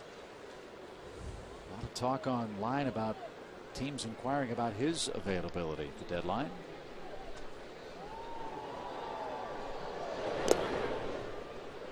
Well, for the next 2 weeks, there's going to be a lot of names out there that probably aren't even on the market, but being rumored to be shopped around.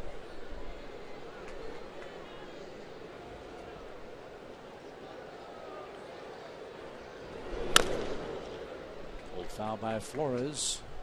A ball, 2 strikes. It's kind of an exciting period of time during the season for fans, and when you speculate on how guys would look in different uniforms, but it's a little unsettling for some of the players. Is that hard to put out of your mind? I never had to worry about it, but I'm guessing. Well, the guys that you talked to that were traded. I'm guessing that it can be a bit of a distraction.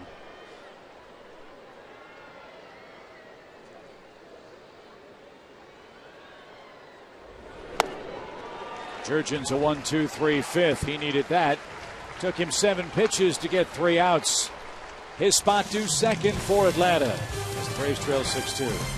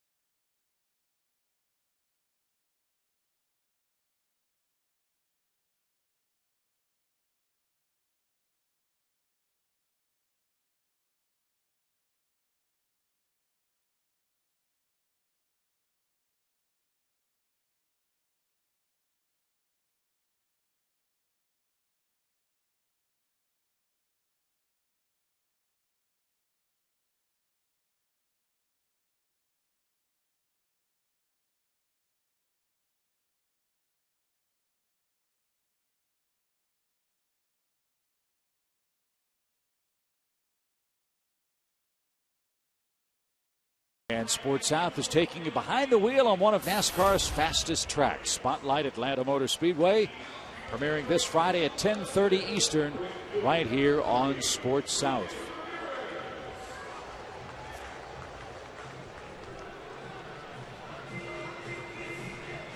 Washington trying to take 2 out of 3 on the road after the break against the wild card leading Atlanta Braves. Tom Gorzolani and Henry Rodriguez have held the Atlanta bats to 1 hit in the first 4 innings of this game.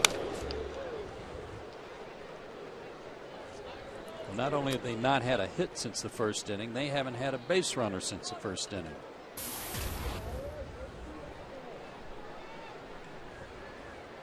There's no left-hander in there anymore, but there's a guy throwing 100 in there. And no let up either. And that pitch at 99.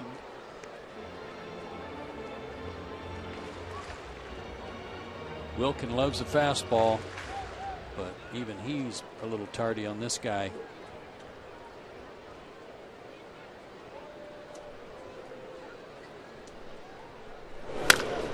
Not that time. It's an 85-mile-an-hour slider, I guess, that he golfs into the left field corner for the second Braves hit. But he put a good swing on that breaking ball, like he was sitting on it. And the fact that it stayed right in the middle of the plate didn't hurt any either. So another good contribution today from Ramirez, who also made a good catch there an inning ago. Big cheer for Jason Hayward, who will come on and pinch hit.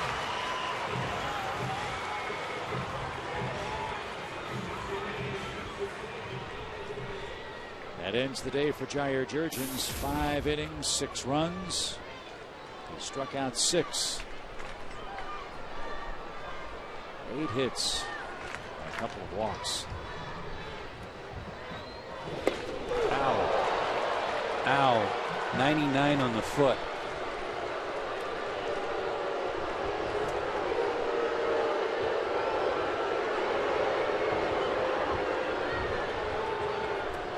On one hand, you'll say you'll take base runners any way you can get them trailing by 4, but I don't think Jason would agree that this is the best way. No.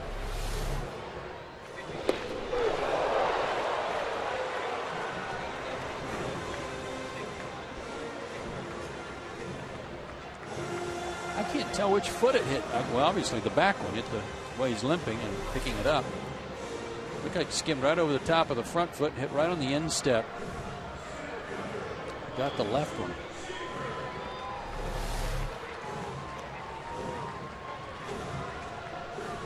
Just over the right foot and then right on the instep. He's still walking gingerly down there. And Steve McCaddy's going to move to the center of the diamond, the Nationals pitching coach. Interesting portion of this game now. The Braves have 2 men on. They have nobody out. They're down 4 runs, and you're starting to creep into the Prado, McCann, Freeman section of the attack. And they've got Sean Burnett loosening up in their bullpen.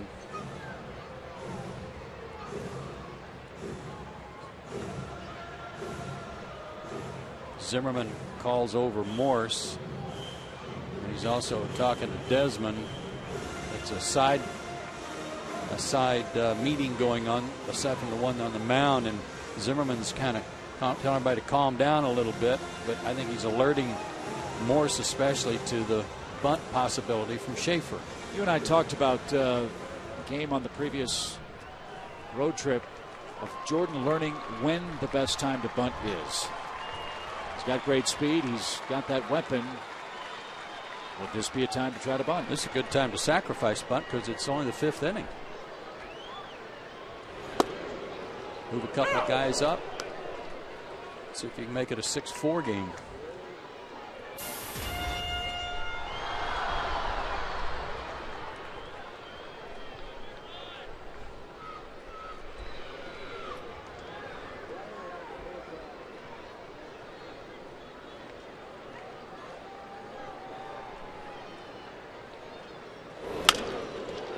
Off the glove of Morrison into right field.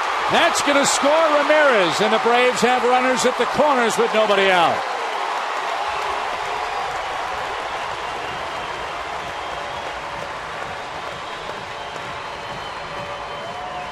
That's what the threat of the bunt does for you, too. He wasn't bunting, but the corners were in. Very little reaction time here for Morse on this sharply hit ball. See him playing inside the runner. And to the backhand side, couldn't get in front of it and couldn't glove it. That's a hit and an RBI. It's a 6-3 game for Martin Prado. Martin with a hit, an RBI, and a run scored.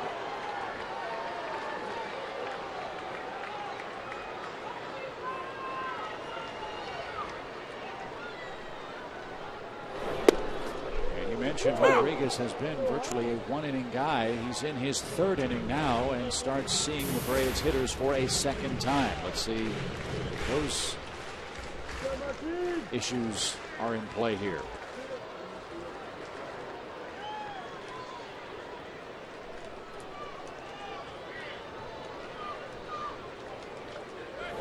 Schaefer runs, and he'll steal second without a throw.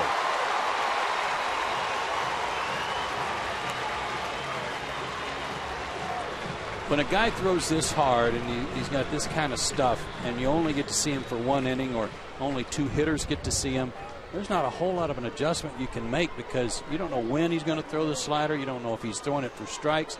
But when he's been out there for the third inning, you start getting a real good read on how often he throws a slider for strikes and if you can sit on it.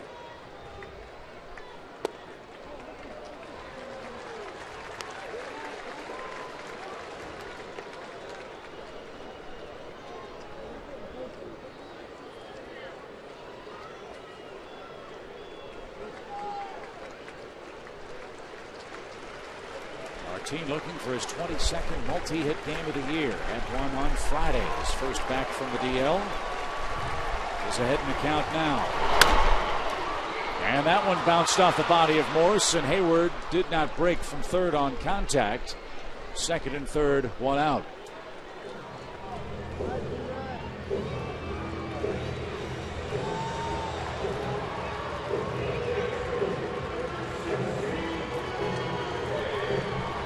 And Brian McCann will be the hitter, and Davey Johnson will not allow Rodriguez to face the Braves all-star catcher with two on in this fifth inning of play.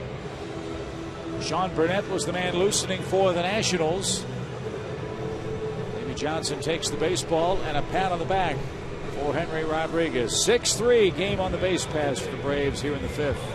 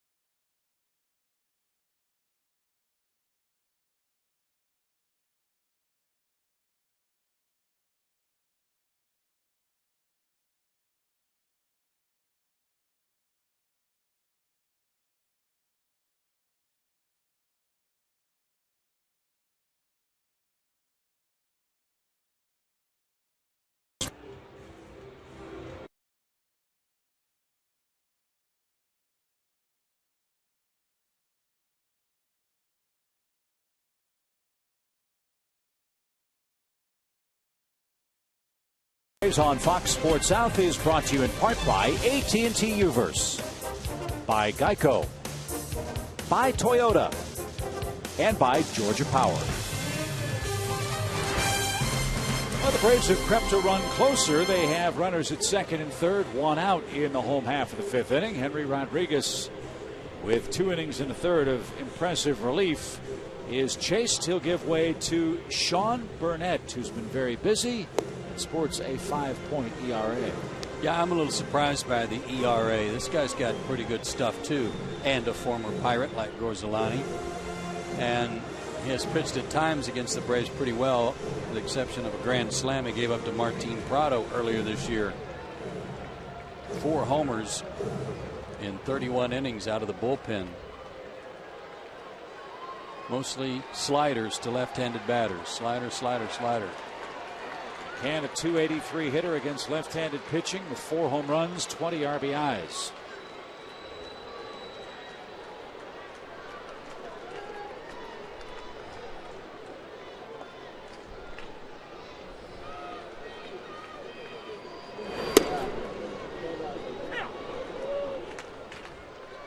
pitch might have crossed up the catcher.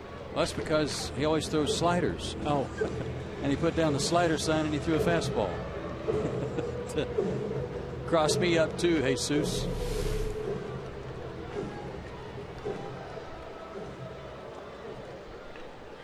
And Sean thought that was the fastball sign. No. Hold on a minute. Strike one, though, to Bryan. Swing, high fly ball, belted right. Worth back, gone.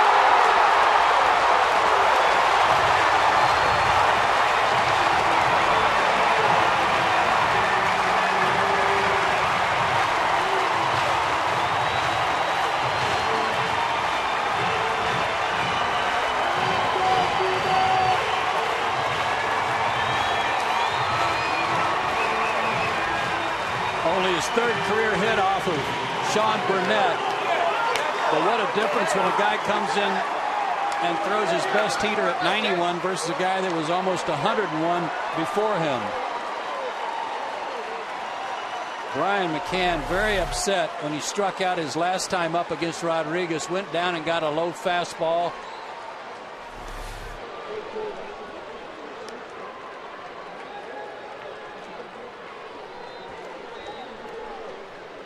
A 3-run homer, part of a 4-run fifth that ties this game at 6 apiece. Turned the wind around too. A little breeze blowing in from right field.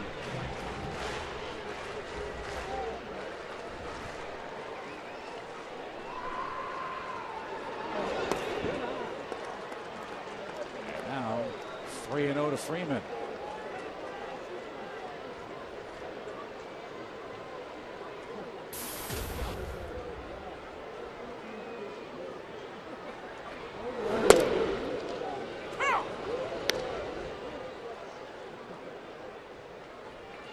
Braves can get another run here.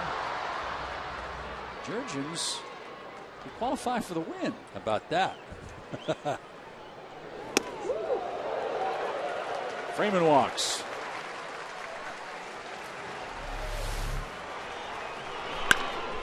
Low fastball. Everybody got crossed up on the pitch before. Nobody got crossed up here, including Brian McCann. Burnett didn't even bother to turn around. Watch that one.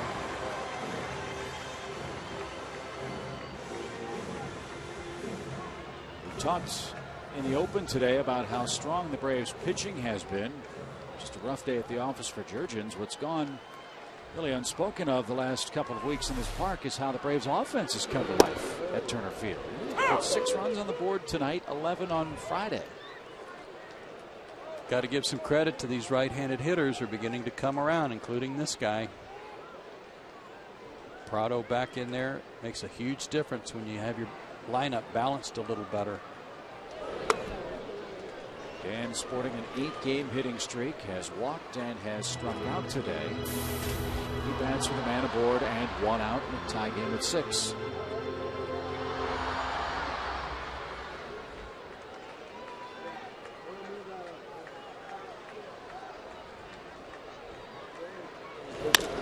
Line drive right center field. That's going to get down. And Freddie Freeman's going to make it to third with 1 out. 9-game streak for Uggla. And he's been filling the right center field gap during this run. And the go-ahead run now 90 feet away with 1 out. Tried to run a sinker away from Dan and didn't get it off the plate. That's why he was able to reach it. Good piece of hitting to go with that pitch.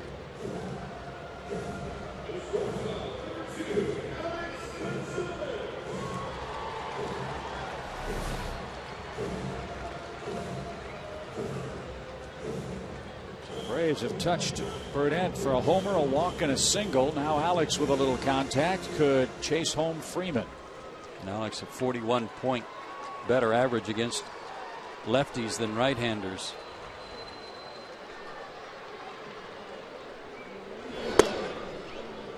Good eye there, good patience. Just don't get in a hurry here. He's making some mistakes. Give him time to make one to you.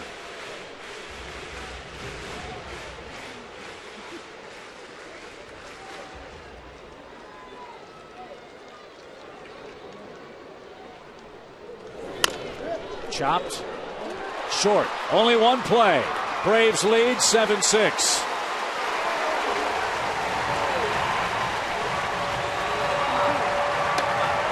Gonzalez put it in play. Freeman scores the go-ahead run.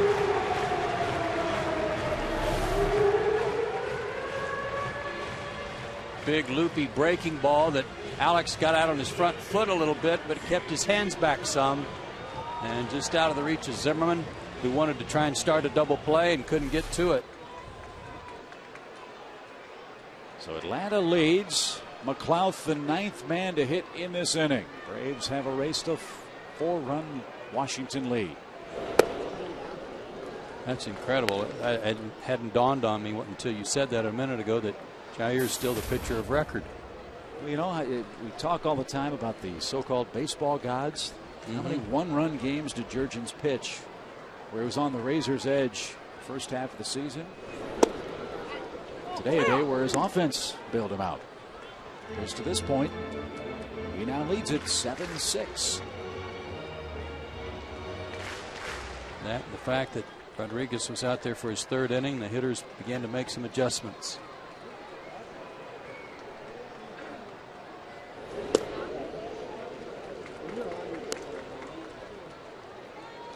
Another run out there. Got to be greedy.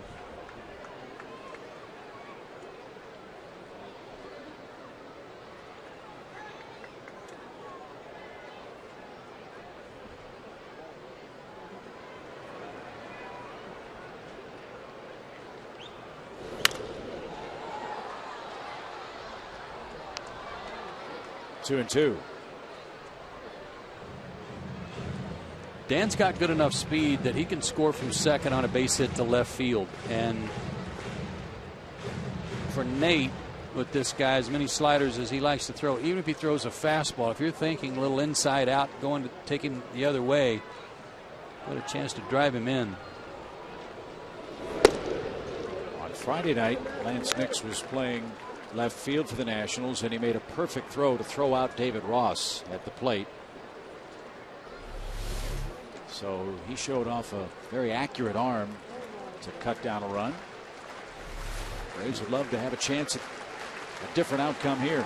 And that last pitch looked like Nate was just going to spit on that inside pitch anyway and look the other way.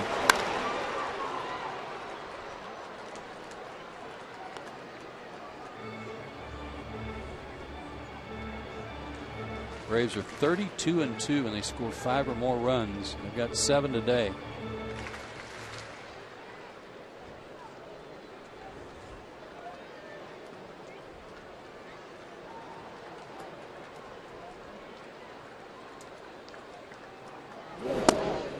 Over the outside corner, and Burnett retires the side. But a big fifth inning for the Braves, who score 5 times. The big blow, Brian McCann, a game-tying 3-run homer, gives Jair Jurgens and the Braves a 1-run lead as we go to the 6th.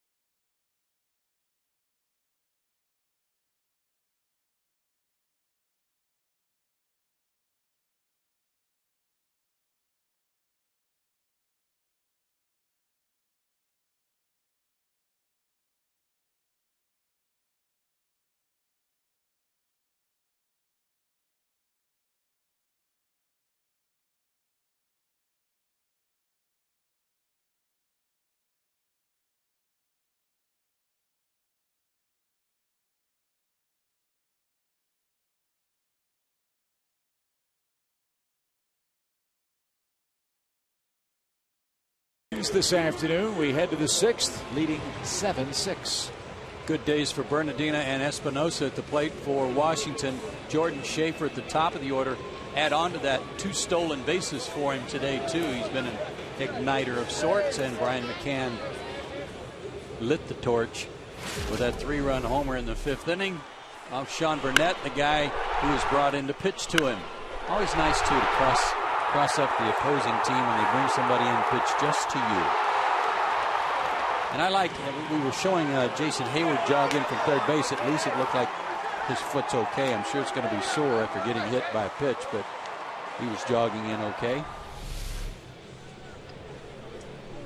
And so the Braves, after a very long offensive inning, at last make the AT&T call to the bullpen and summon left-hander George Sherrill to face the 8, 9, and 1 spots on the Washington lineup card. He's been in all 3 of these games now with Washington.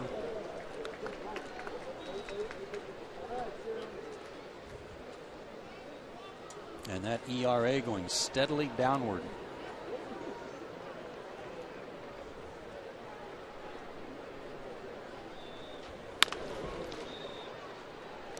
Alex, 1 out. See, there's a sign of a veteran pitcher. George used that slide step off speed pitch, ground ball, and I don't really want to catch that. I think I'll leave that to somebody else. It's too hot to move that. Too hot to move that quickly. What's this? Not really. I can't get that. Alex can. And Washington, again, with Gorzolani out of this game after 2 innings with a turned right ankle. They'll let Burnett bat for himself and try to coax another inning or so out of him down a run.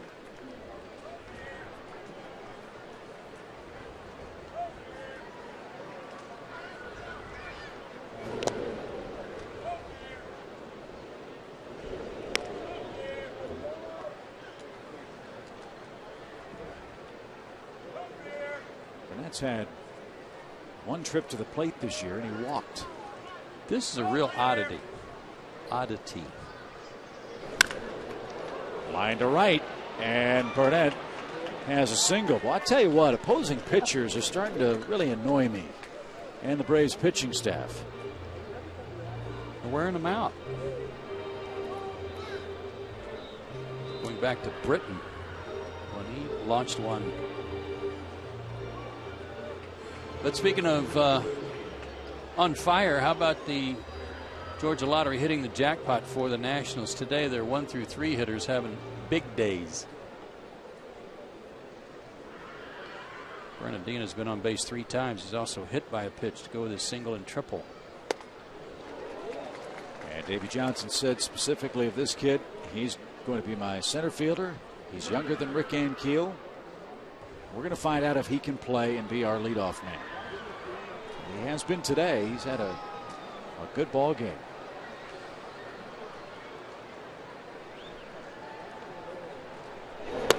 The oddity that I was about to refer to is the fact that in the National League it's so rare that this happens. The Nationals have used 3 different pitchers and they've all gotten an at bat. Usually by the time those guys' spots come around out of the bullpen, they get pinch hit for. That's right. Gorzolani bounced into a forced play and later scored in the 3rd. Was injured, banged himself into Brian McCann as he scored the first run of the day. Rodriguez tried to bunt, struck out in the 4th, and now Burnett singles cleanly to right.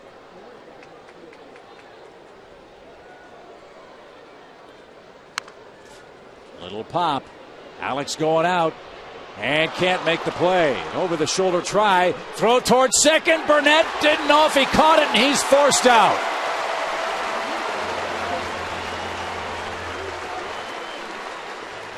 You talk about making lemonade out of lemons. There's a great example of that for the Braves defense. And you know what? It cost Bernardina a hit. It'll be a force out. Great effort here by Alex. He checked to see where Nate was. Knew it was up to him to catch it. Made a diving effort. Got a little help from Nate on getting the ball in quickly. And it should go as a Fielder's choice, force out. Well, then the official score messed that one up again. Because that's a fielder's choice, and no hit is what it should be.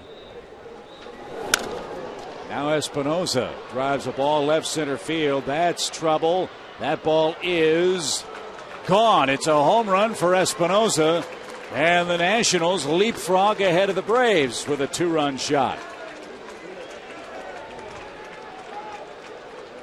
Telling you, this guy is going to be some kind of good player. He already is. His 17th homer. He's moving up on Ricky Weeks for the most among second basemen. Breaks the tie with Kelly Johnson. Short, quick swing. That lead didn't last long enough. His first at bat of the day, right-handed, and he launched it. And Washington now in front by an 8-7 score. Here's Zimmerman.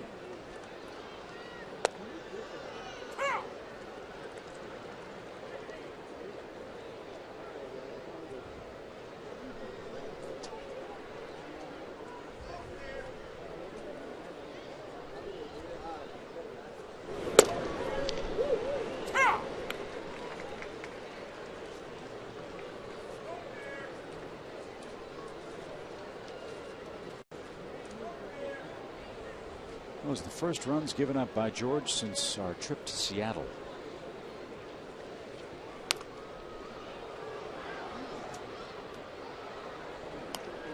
And now no chance for Jurgens to steal a win today. This game now belongs to George. He trails it 8-7 with 2 outs. Braves haven't been in many games like this. Slugfests. Another chance at short. And Alex makes the play to retire the side. But Danny Espinosa, trying to solidify his Rookie of the Year credentials, hits a 2-run homer that puts Washington back in front.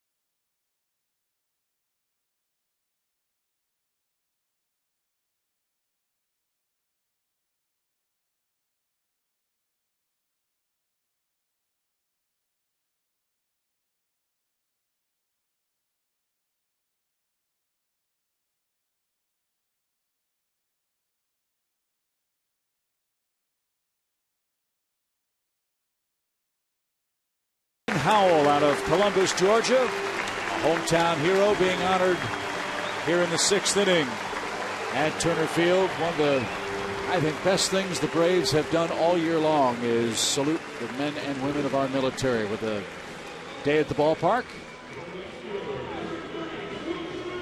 It's a great day. And you can see the appreciation from all the fans.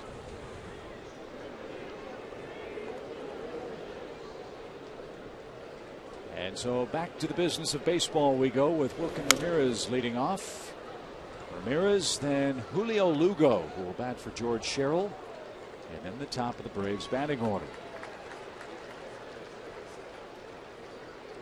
Sean Burnett's got to feel like luckiest guy on the planet right now too.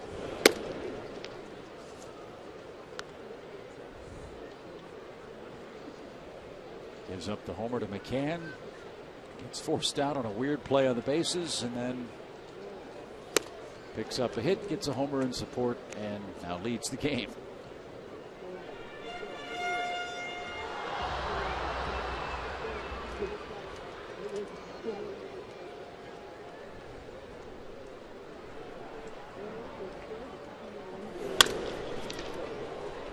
Sunday hop at second. Espinosa for the first out. Back to the AT Uverse trivia question.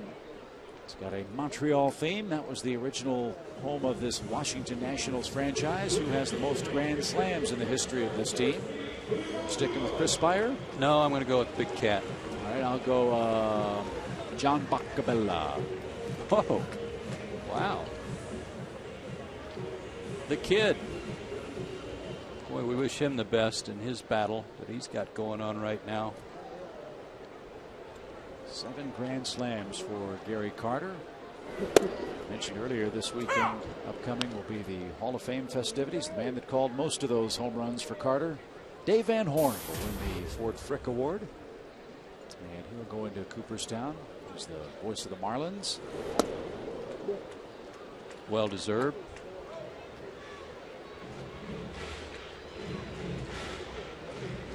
And 2 quick strikes to pinch hitter Julio Lugo.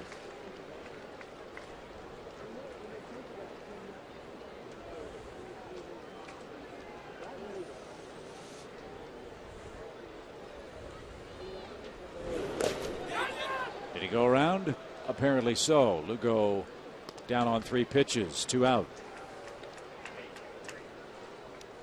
And the second strikeout for Burnett today. Parents, bring your kids to an amazing week at Turner Field, July 25th through the 28th, when the red hot Pittsburgh Pirates come to town. All week you can get $5 upper pavilion tickets, free Braves Museum admission, and on Thursday, a pregame kids parade, free Scouts Alley games, and the first 20,000 fans get a Chipper Jones bobblehead courtesy of Delta Airlines. For tickets, visit Braves.com/kidsweek or call 800-745-3000.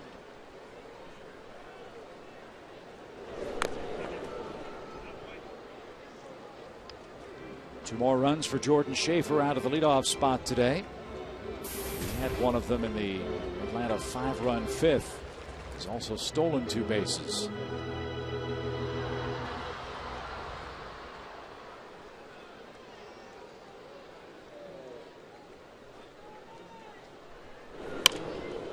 Little pop into right. Worth is under it, and he makes the play to retire the side. We go to the 7th. Washington 8, Atlanta 7.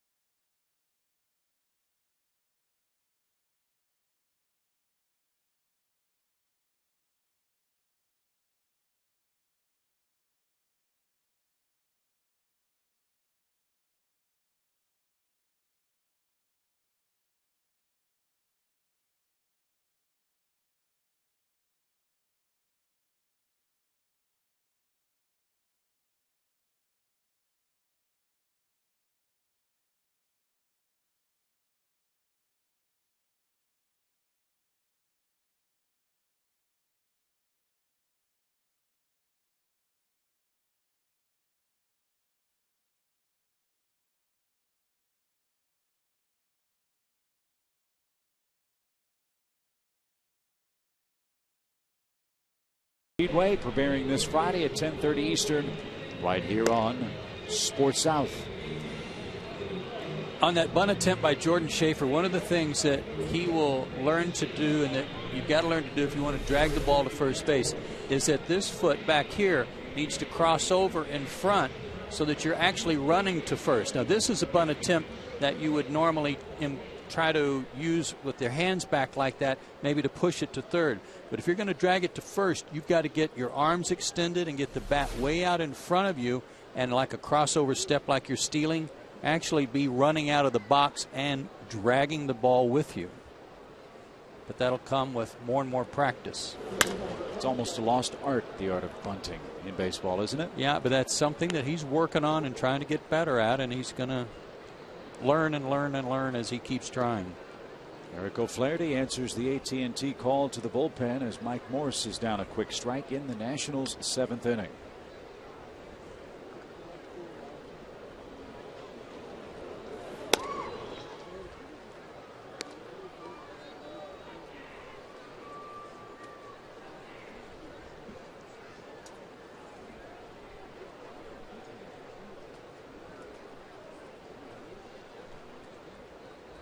Flaherty has a very impressive streak working in this game today.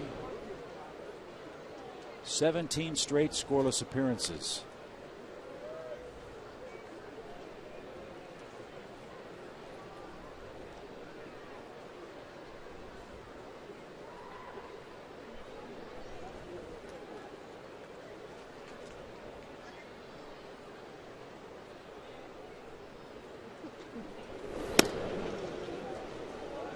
And it is an area as good as the bullpen has been up and down. It would not surprise me to see the Braves make an effort to add another arm there, given the number of innings these guys have all pitched.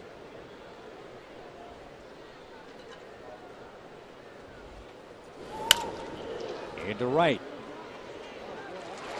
Morse is retired for the first out. Eric fell behind 3-1, but got his man. Here's Worth. Worth 0 for 3 today, 2 for 10 in the series.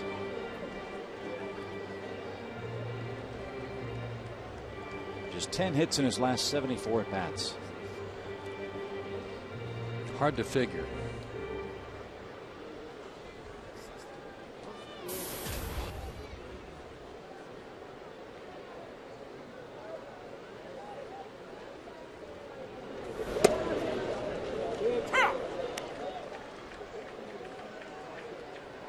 Hoping to come back and win this game, hoping for some help in New York with the Mets. Phillies are beating them 8-1, but New York has the bases loaded late, nobody out.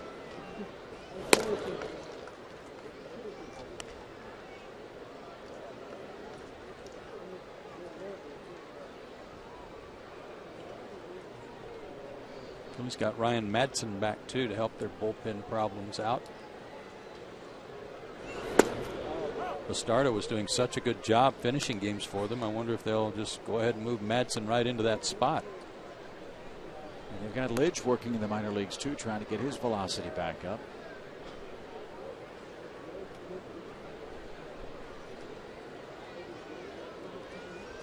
He's scoring a lot of runs without Victorino too. He's on the DL.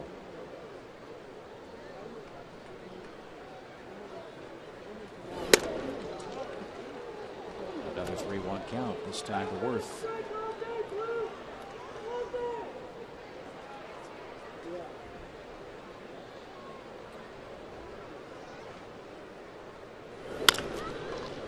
Pull toward Prado at third. 2 out. Sunday Braves on Fox Sports South, brought to you by your local Hyundai dealers. Make it a Hyundai Sunday every week on Fox Sports South. A couple of long drives in the middle innings have made this game interesting. Brian McCann with a game-tying 3-run homer. Danny Espinosa with a 2-run shot an inning ago has given the Nationals now an 8-7 lead.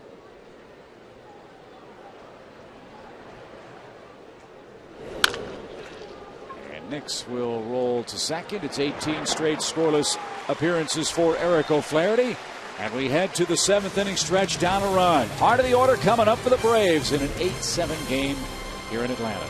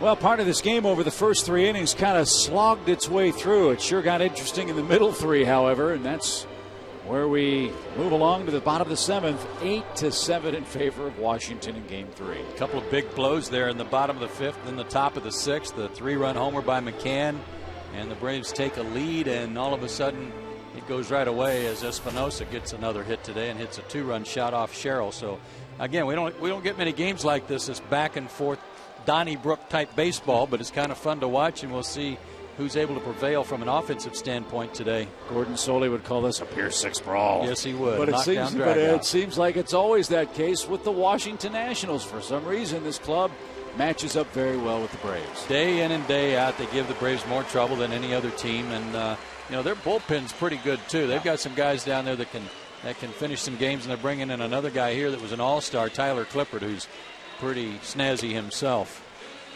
Snazzy? Yeah, snazzy right-hander, they call him. And he will face Martin Prado, Brian McCann, and Freddie Freeman in the Atlanta half of the 7th inning.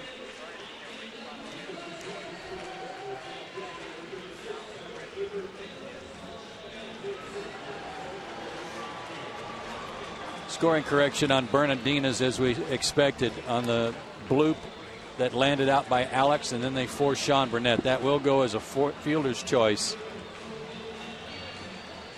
And the putout went 6-3 on Burnett.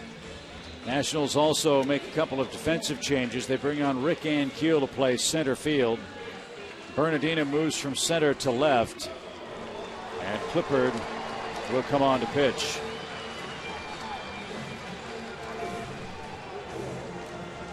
So you got the guys up you want to see, but you've got to face an all-star relief pitcher to try to tie the game or take the lead here at home. Yeah, check out these numbers. 1-0, 172 ERA, 52 innings, 64 strikeouts, and only a 150 average against him.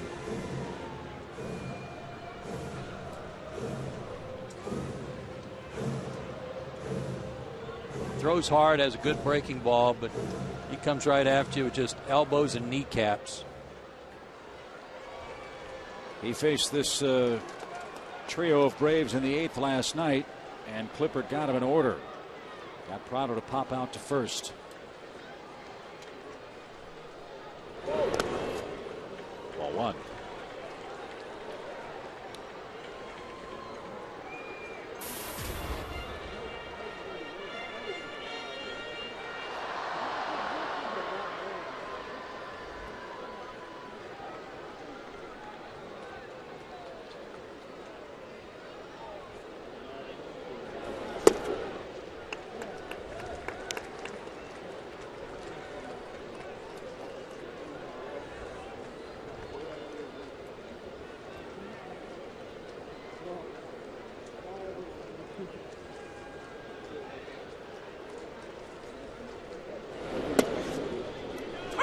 found the strike zone. 2 balls and a strike.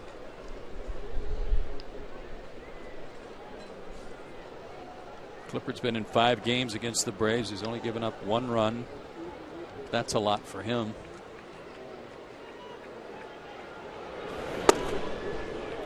The team thought that pitch was low. It's 2 balls, 2 strikes.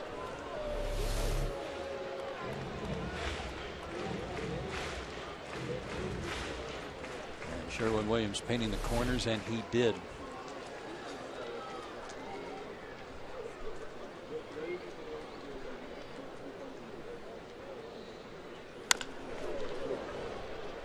It's a foul ball. We'll do it again.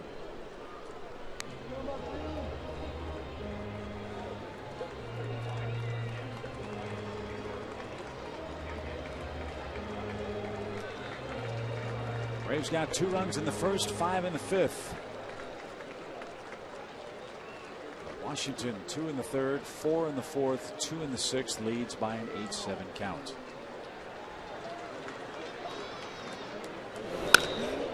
Driven to center. Rick Ankiel hardly had to move. 1 out. As part of our Fox Sports Supports charitable initiative, we're proud to wear these pins during our 2011 MLB games on Fox Sports South. We support Stand Up to Cancer and their work to fund groundbreaking research that helps accelerate treatment to patients. For more information, please visit standuptocancer.org/Fox Sports.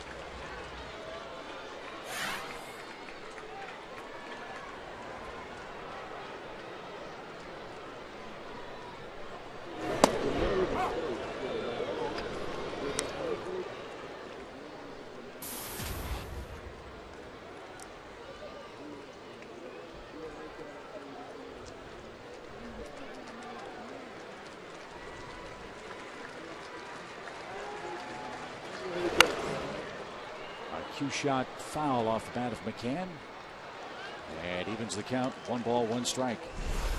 Nothing cued about this one except cue the trot. And for Mac, his 16th of the year, matches number.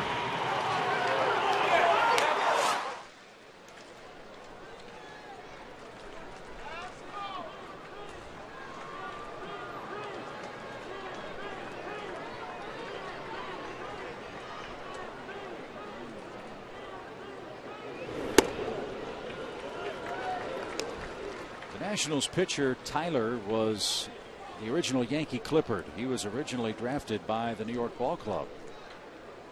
Back in 2003, the Nationals got him before the 2008 season in a deal for Jonathan Albaladejo. And he is part of, as you said, a very, very good, solid, young, hard-throwing Washington relief corps. Hard throwing. Drew Storen's their closer. He's got 24 saves. And this guy could be a closer. If something were to happen to Storen, he could finish games, could move into that spot easily.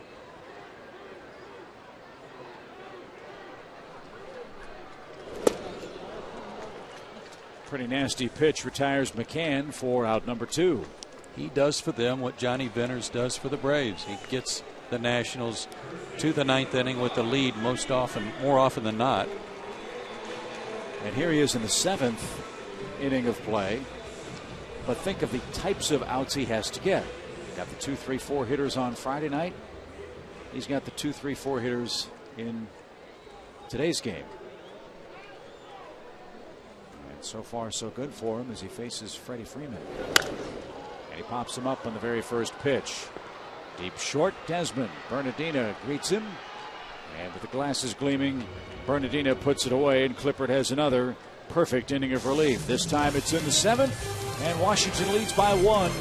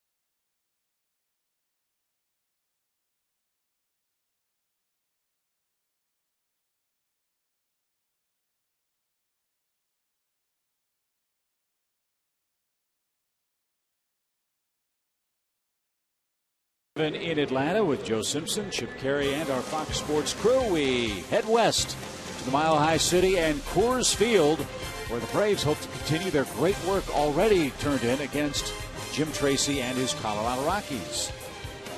Were able to take advantage of a lineup that was depleted by injuries when they were here, but the Braves still took care of business, swept 4 games. Now they got 4 more out there. Hamill, Jimenez, Nicasio, and Chacin, the 4 pitchers. The only guy the Braves will miss out of the rotation is Aaron Cook, who has been pitching horribly so far since he came back from the disabled list, but they will miss him. So they get their 4 best, and it will always be a battle in that ballpark because of the offensive firepower they have and the ability both teams will have to put runs on the board.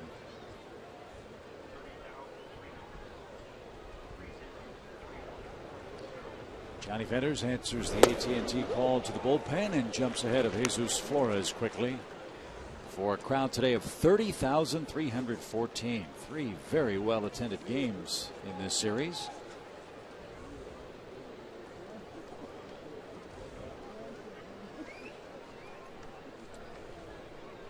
Flores has doubled and scored to highlight his 3 trips to the plate. 52nd game for Johnny. That's the most on the ball club. Kimbrell's been in 47. That's the next highest. Flaherty was in his 47th today.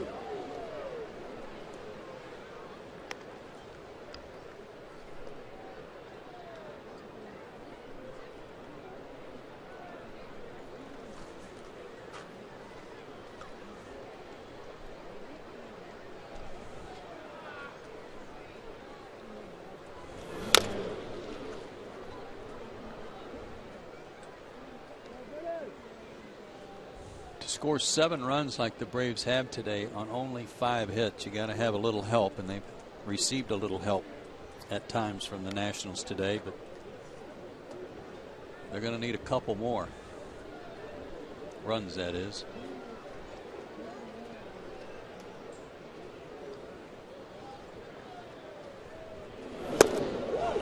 Venters strikes out Flores.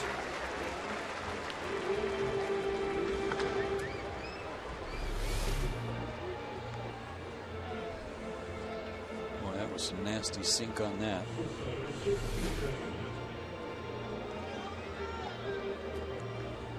Here's Desmond. He's walked, doubled, grounded to short, and has had a very interesting day on the base paths. Didn't realize the sacrifice was on in the 3rd inning. Surprised when he was thrown out. Then played tag with Martin Prado over at 3rd base. Playing a ring around the Prado. Yeah.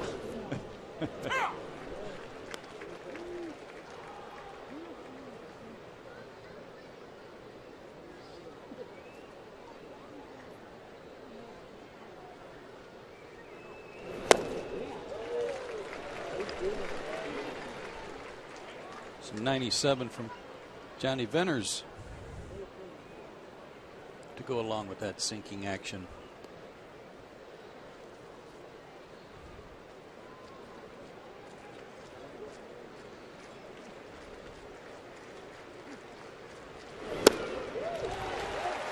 Unhittable.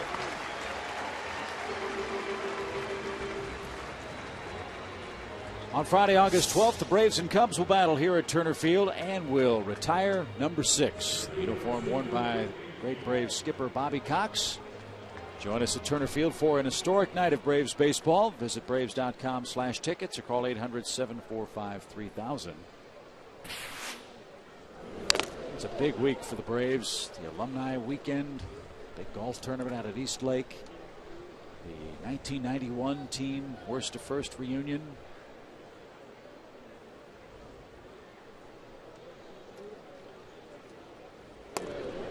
That last report, there were some 20 guys that had responded to those invitations coming back from the 91 team.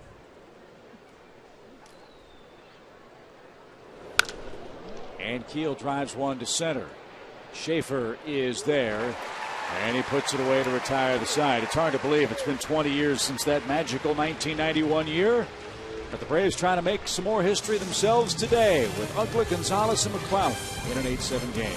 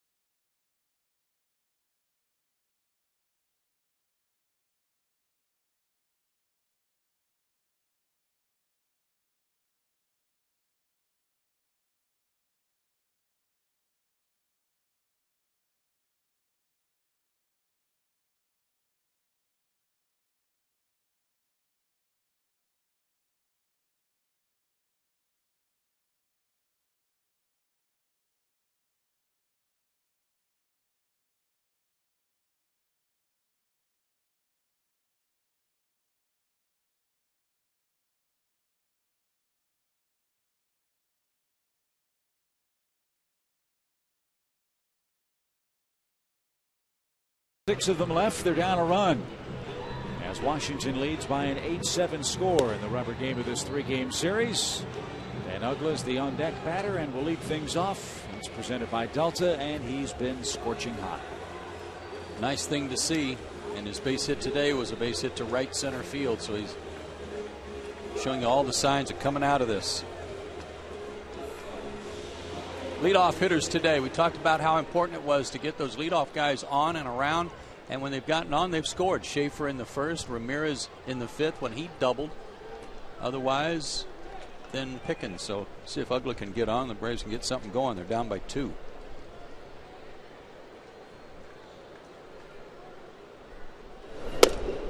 A strike from Tyler Clippard.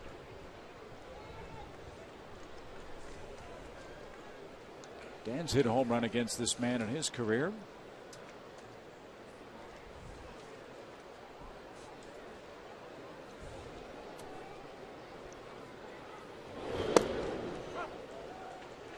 And the count even, 1-1. Wind blowing in now at the ballpark.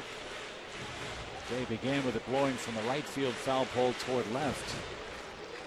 A warm breeze makes it a little tougher for the big boppers to hit it out.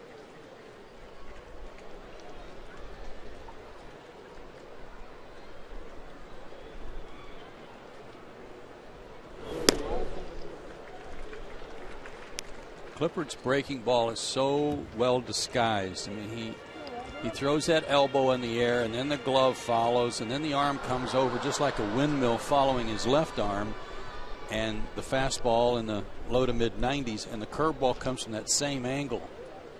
It's hard to pick up.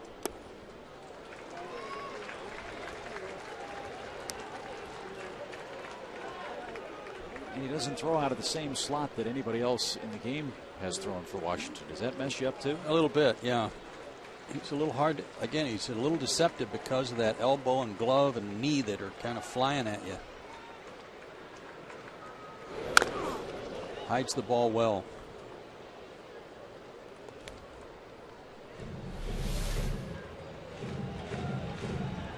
Looks like his changeup grip there. But again, the same arm action, that same jump at you, get ready, here comes the fastball. No, just a changeup. Very deceptive. And now a 3-2 pitch coming to Dan Uggla.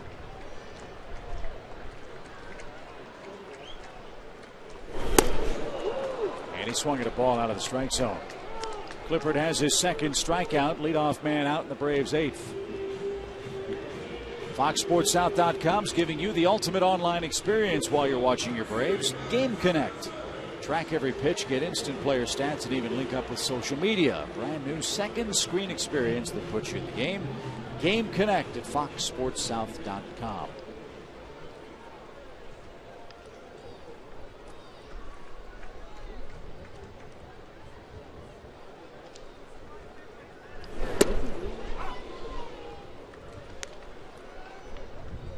Alex 0 for 3 today, but does have an RBI.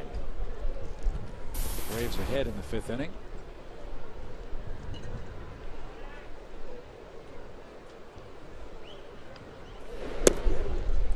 Clippard last year for the Nats in 78 games, 91 innings, 112 strikeouts. That's an average of 11.1 strikeouts per 9 innings. And that ranked him among the National League leaders among relievers. Same thing the year before, averaged 10 per 9 innings.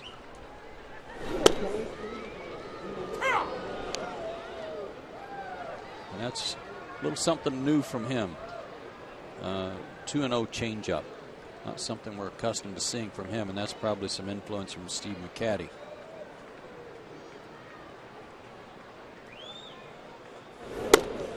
Nationals bullpen has shut down the Braves.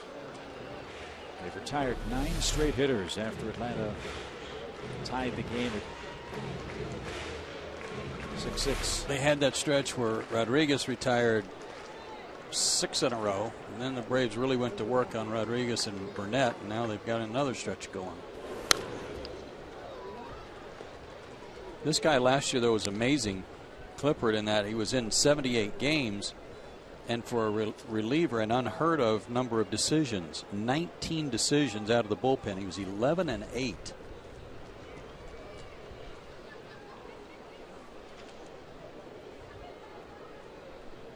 .6'3", 200 pounds. Alex fought it off to stay alive at 2-2.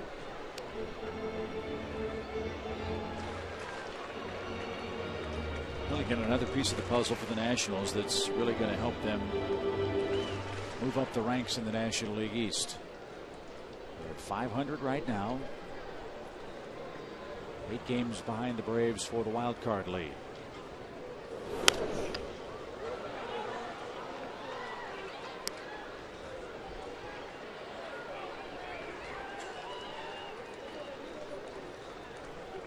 No, they're solid. I mean, it sounds like we're kind of blowing some smoke on these guys, and that's not the case because they play the Braves so tough. They're a good ball club. Clifford strikes out Alex after a lengthy battle. That's his 3rd strikeout of the game. I mean, they've got another starting pitcher, Jordan Zimmerman, who we both like a lot, and his record is 6-7, but his ERA is 2.66. These guys start hitting a little bit, or if they make a deal and bring in another hitter for some reason, you know, they could make it hard on a lot of people. And Zimmerman's going to have an innings limit this year, around 160. He's getting close to that.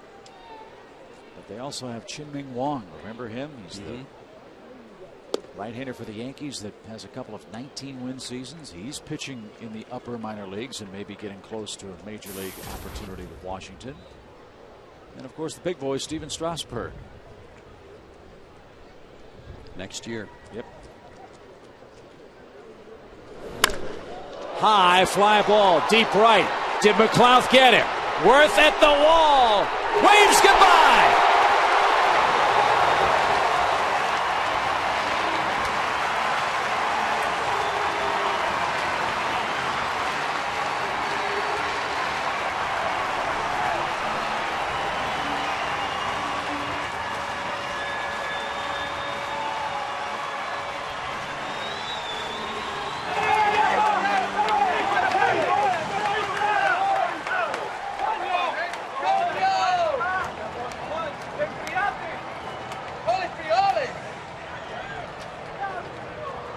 First home run for Nate since May 4th in Game 2 of the doubleheader against Milwaukee.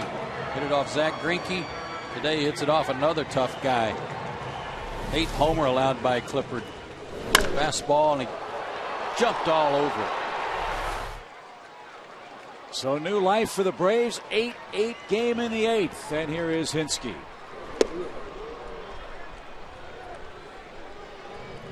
That fastball right down the middle at the knees. His target was supposed to be, pitch supposed to be outside, had too much of the plate.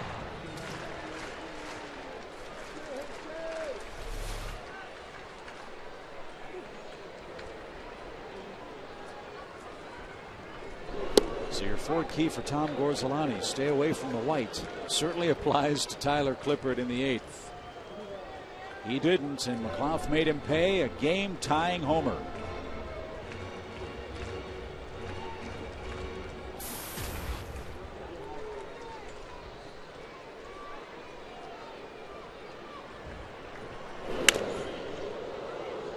Hinske's bat cracked, and he'll face a 1-2 count.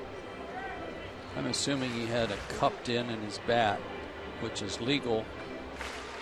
And if you hit one right off the end of the bat on that cupped in, it will just peel it back.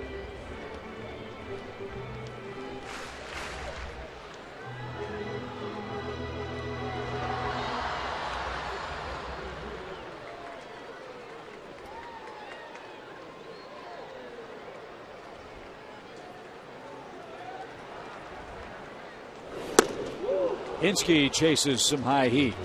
Clippard strikes out the side, but Nate McLeod, with his first homer since early May, ties the game with a solo home run. And we go to the 9th. 8-8 your score.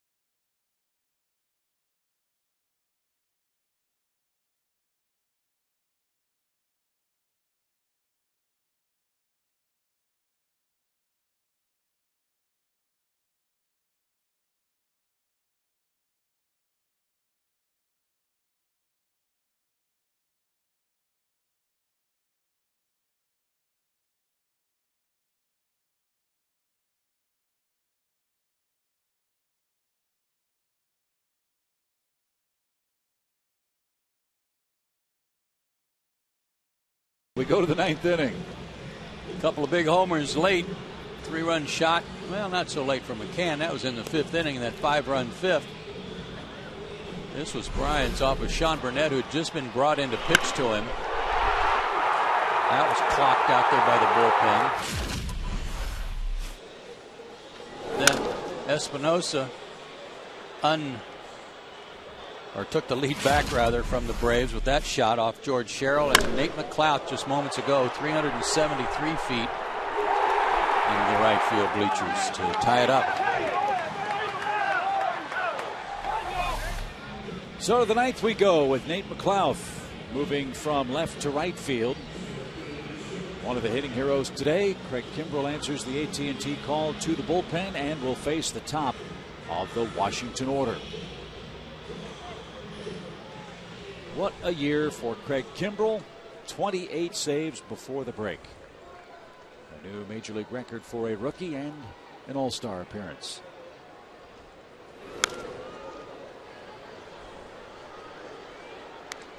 Mentioned McLeod moves to right field. Eric Hinske, after his pinch hit appearance, stays in the game to play left.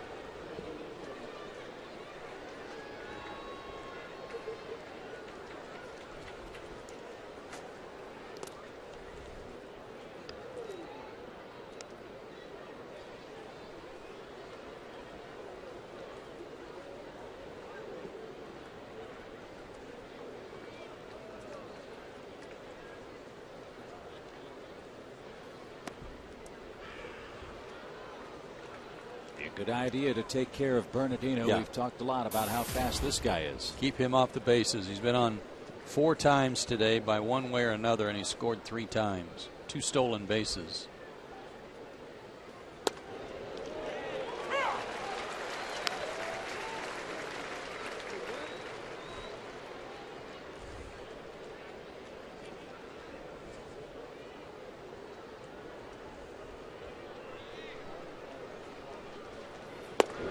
Roger over and out. And saving that one? No. As they always do, just pop in. 1 out.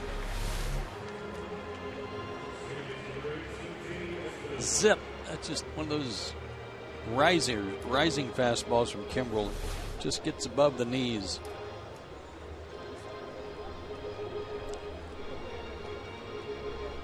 So Bernardino, the first out of the 9th. Here's Espinoza. By the way, he's a double shy of the cycle. What that hit? Shin guard of the umpire? I think so.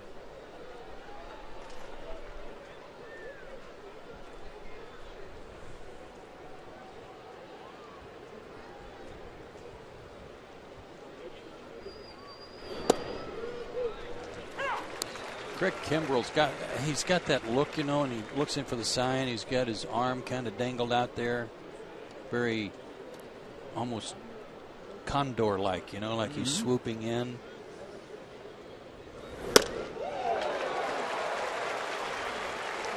Rod Beck had a sort of, I wouldn't say condor-like setup, but Rod, remember, he used to shake the right arm. His arm was hanging there like it was about to fall off, though. Good point. Back our way, foul. 1 ball, 2 strikes.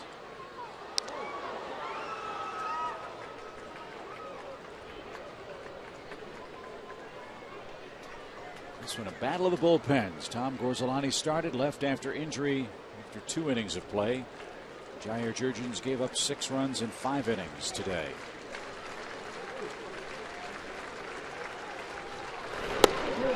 Breaking ball gets Espinoza. Good pitch. I just sense so much more confidence in Kimbrel now, midway through his first full season as the 9th inning man. Well, think about this. At the beginning of the season, at least publicly, there was no real consensus that he was going to be the guy closing games. It was going to be maybe Kimbrel, maybe Venners, depending on who was at bat, who was coming up in the 9th. At least there was that discussion. And then it just kind of settled into this role, as it should have been, because he earned it. And I'm sure that that's given him a lot of confidence, knowing he's the guy, knows his role.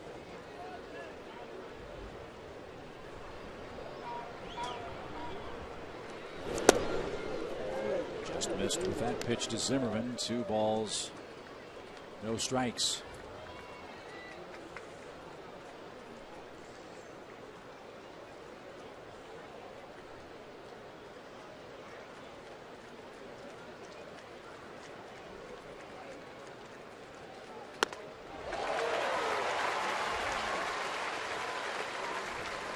.96 on the hands would make you feel confident too, wouldn't it? Yeah. Anytime you know that you can go to your high cheese without a whole lot of effort.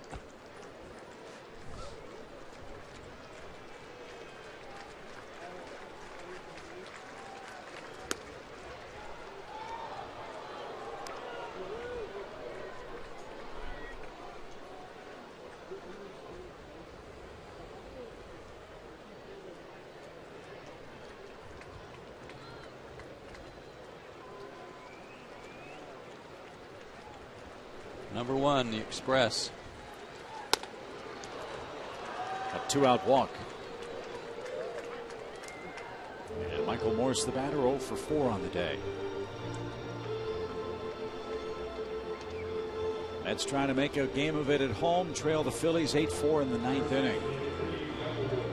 Here it's 8-8 in the 9th. We've talked all day about how this team likes to run. They're third in the National League in stolen bases, and they've run today. Zimmerman's not one of those guys. He only has one stolen base, but in this type situation, you might see him go.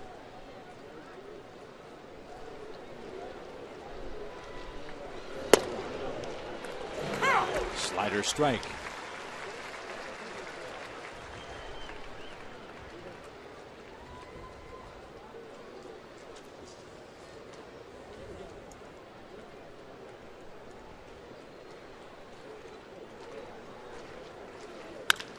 Up the middle. Alex can't get it. Zimmerman around second. He will take third without a throw, and the Nationals have runners at the corners with 2 outs now.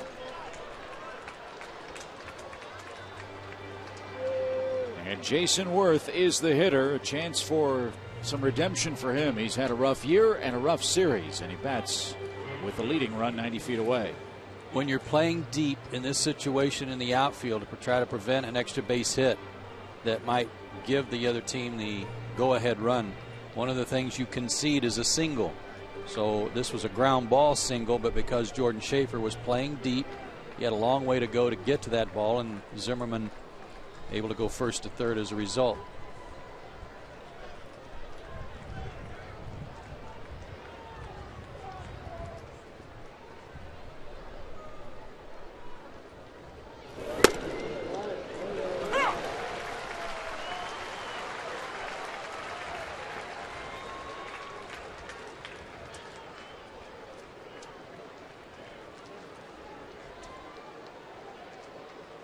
This guy likes the ball up. He likes the ball out over the plate. Didn't get it in either one of those spots. And strike 2.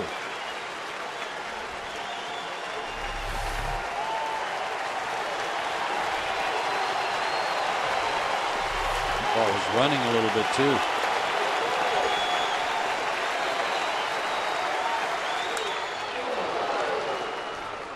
He humped up to 99 on that pitch. He did, but it was not in a good spot, and Worth got a real good hack at it on an 0-2 count.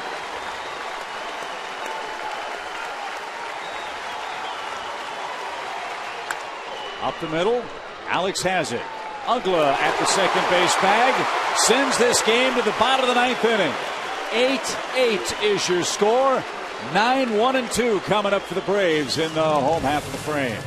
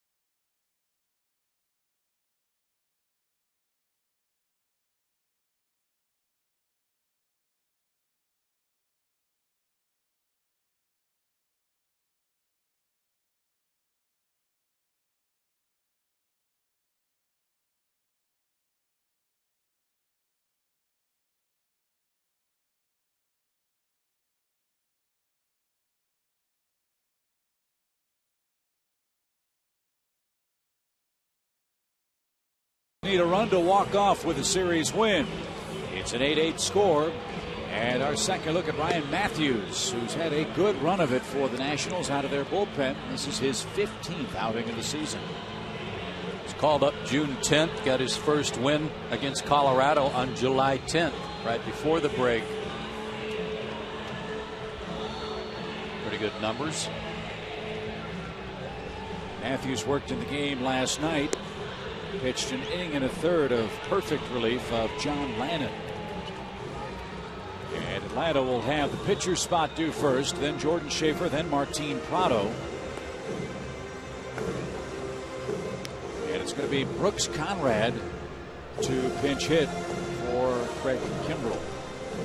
There may be some people at home that want to know why Freddie Gonzalez would use his closer in a tie game.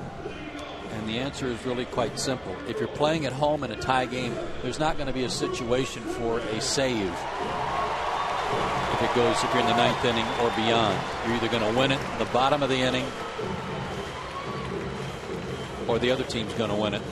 Go ahead in the top of the inning, so there's no save situation. So you go ahead and use him there, unlike the Nationals, who are still saving their closer for what could turn into a save situation if the Nationals were to take the lead. Brooks Conrad, 3 homers this year.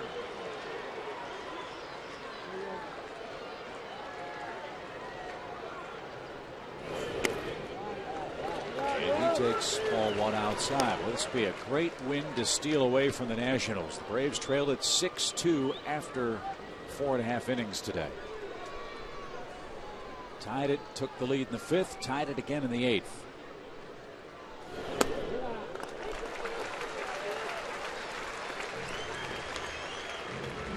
Eight runs on 6 hits for Atlanta.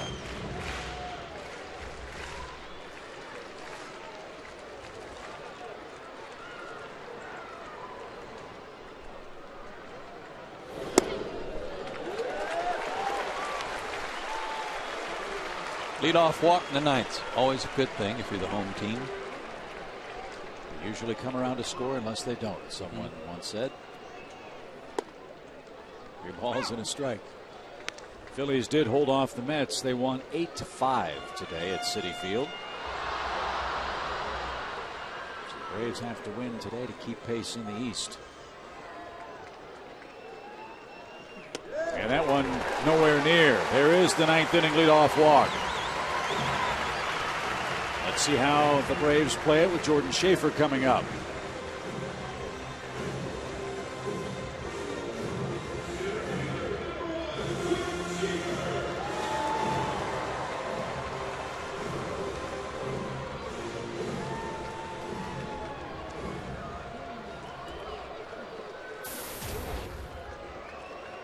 Most likely bunting. Be nice to bunt at that first base side. See if you make Morse make a play. He's had a tough time defensively in this series. There's the bunt. And only one play. Good sacrifice. Prado, McCann, Freeman, the chance to win it now.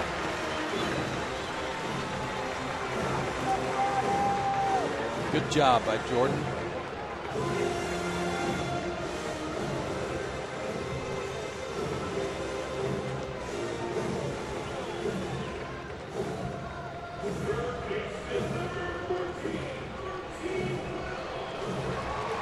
Well, how about a bookend base hit day for Prado? A first inning single brought home Schaefer.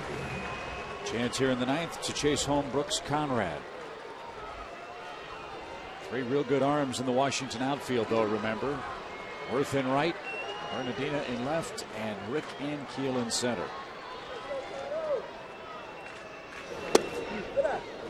Rick Ankiel is playing very shallow. They all are, for that matter.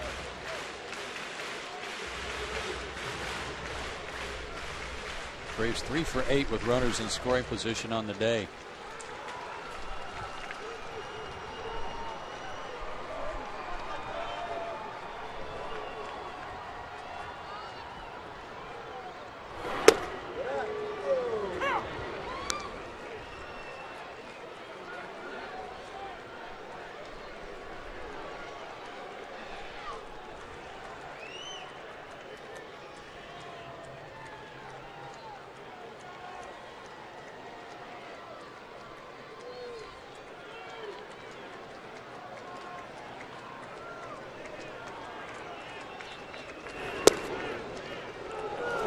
Got the corner.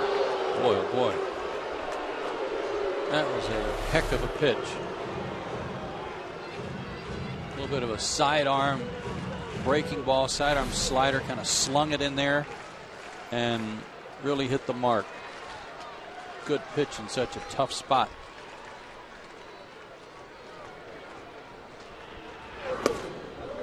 Trying to hit that spot again. Martine's only been back 3 days. He's already found himself in some real important, crucial at-bats, hasn't he? And that's just fine given his usual level of success in clutch spots.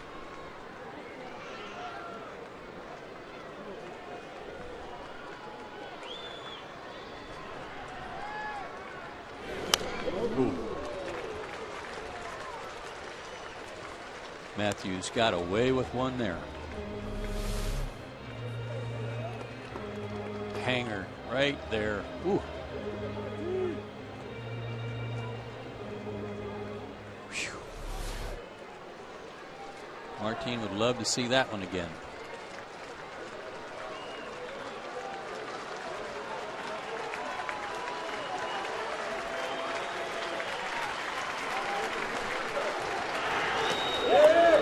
Good stop. Toronto behind in the count 1-2. Now forces a 3-2 pitch. Well, his run doesn't mean anything, Chip. Winning runs at second base.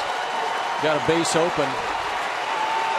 Would set up a potential double play if you walk him, so they don't have to give in here. Martine's got to be wise to that. Ground ball short. Desmond's going to go to third. High throw and out. Zimmerman's hurt. Conrad is out number 2. And for the second time in this series, the Braves have had a runner thrown out at third base on a ground ball to short.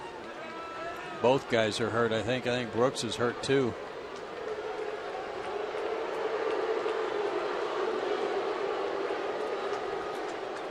I don't know what crashed there.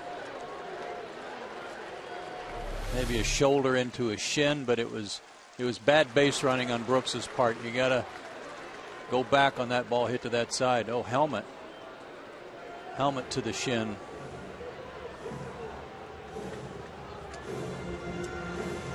And then hyperextended his knee a little bit.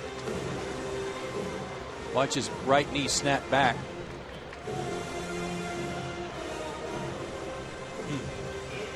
That hurts. But also hurts the potential for a winning inning. So Prado at first with 2 outs. And here is Brian McCann. And now their outfield backs up almost to the warning track. Well, hit it over him, Brian.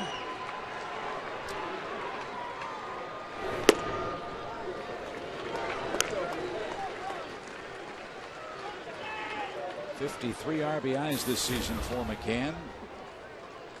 One of them a game-winning hit against Washington earlier this season. It was way back on May 12th.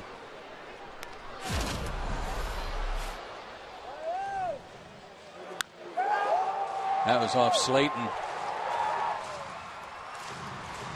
And you are probably thinking, yeah, well, hey, Martine stole a base earlier. How about sending him again, get him in the scoring position? But if you do, you take the bat out of McCann's hands, and Braves don't want to do that.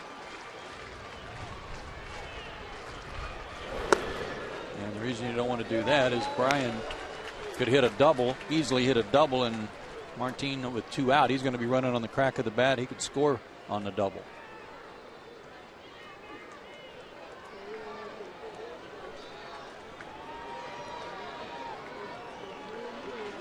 Runner goes. The pitch outside. No throw. So that takes away a force play, and now it makes things easier in that a single could win you the game. And their choice now, McCann or Freeman. Well, they've already made that choice. Martine made that for him.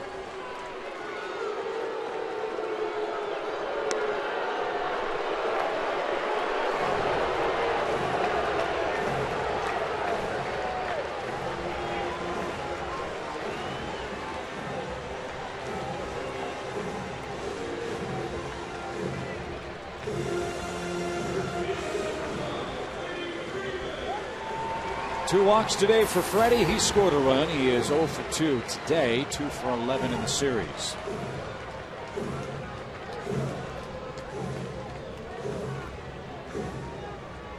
Patience. Get a good pitch to hit.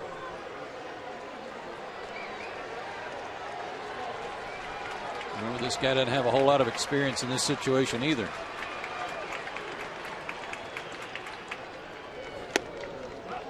Bends around the plate.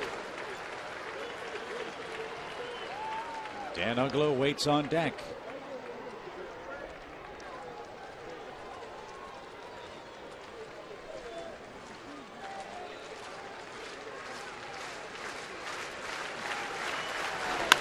Line drive, right field, base hit.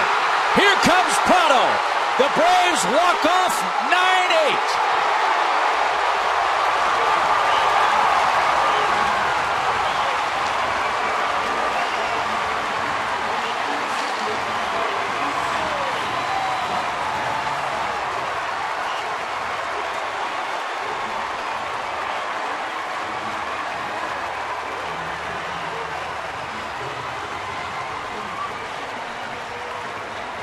I love it. The kids are partying and the veterans kind of stand around on the outside of the pile so they don't get stepped on. Penske got out of there in a hurry. Slider ripped. And it didn't matter where Jason Worth was playing on this one. He was not going to have a play. He had to go too far to get it.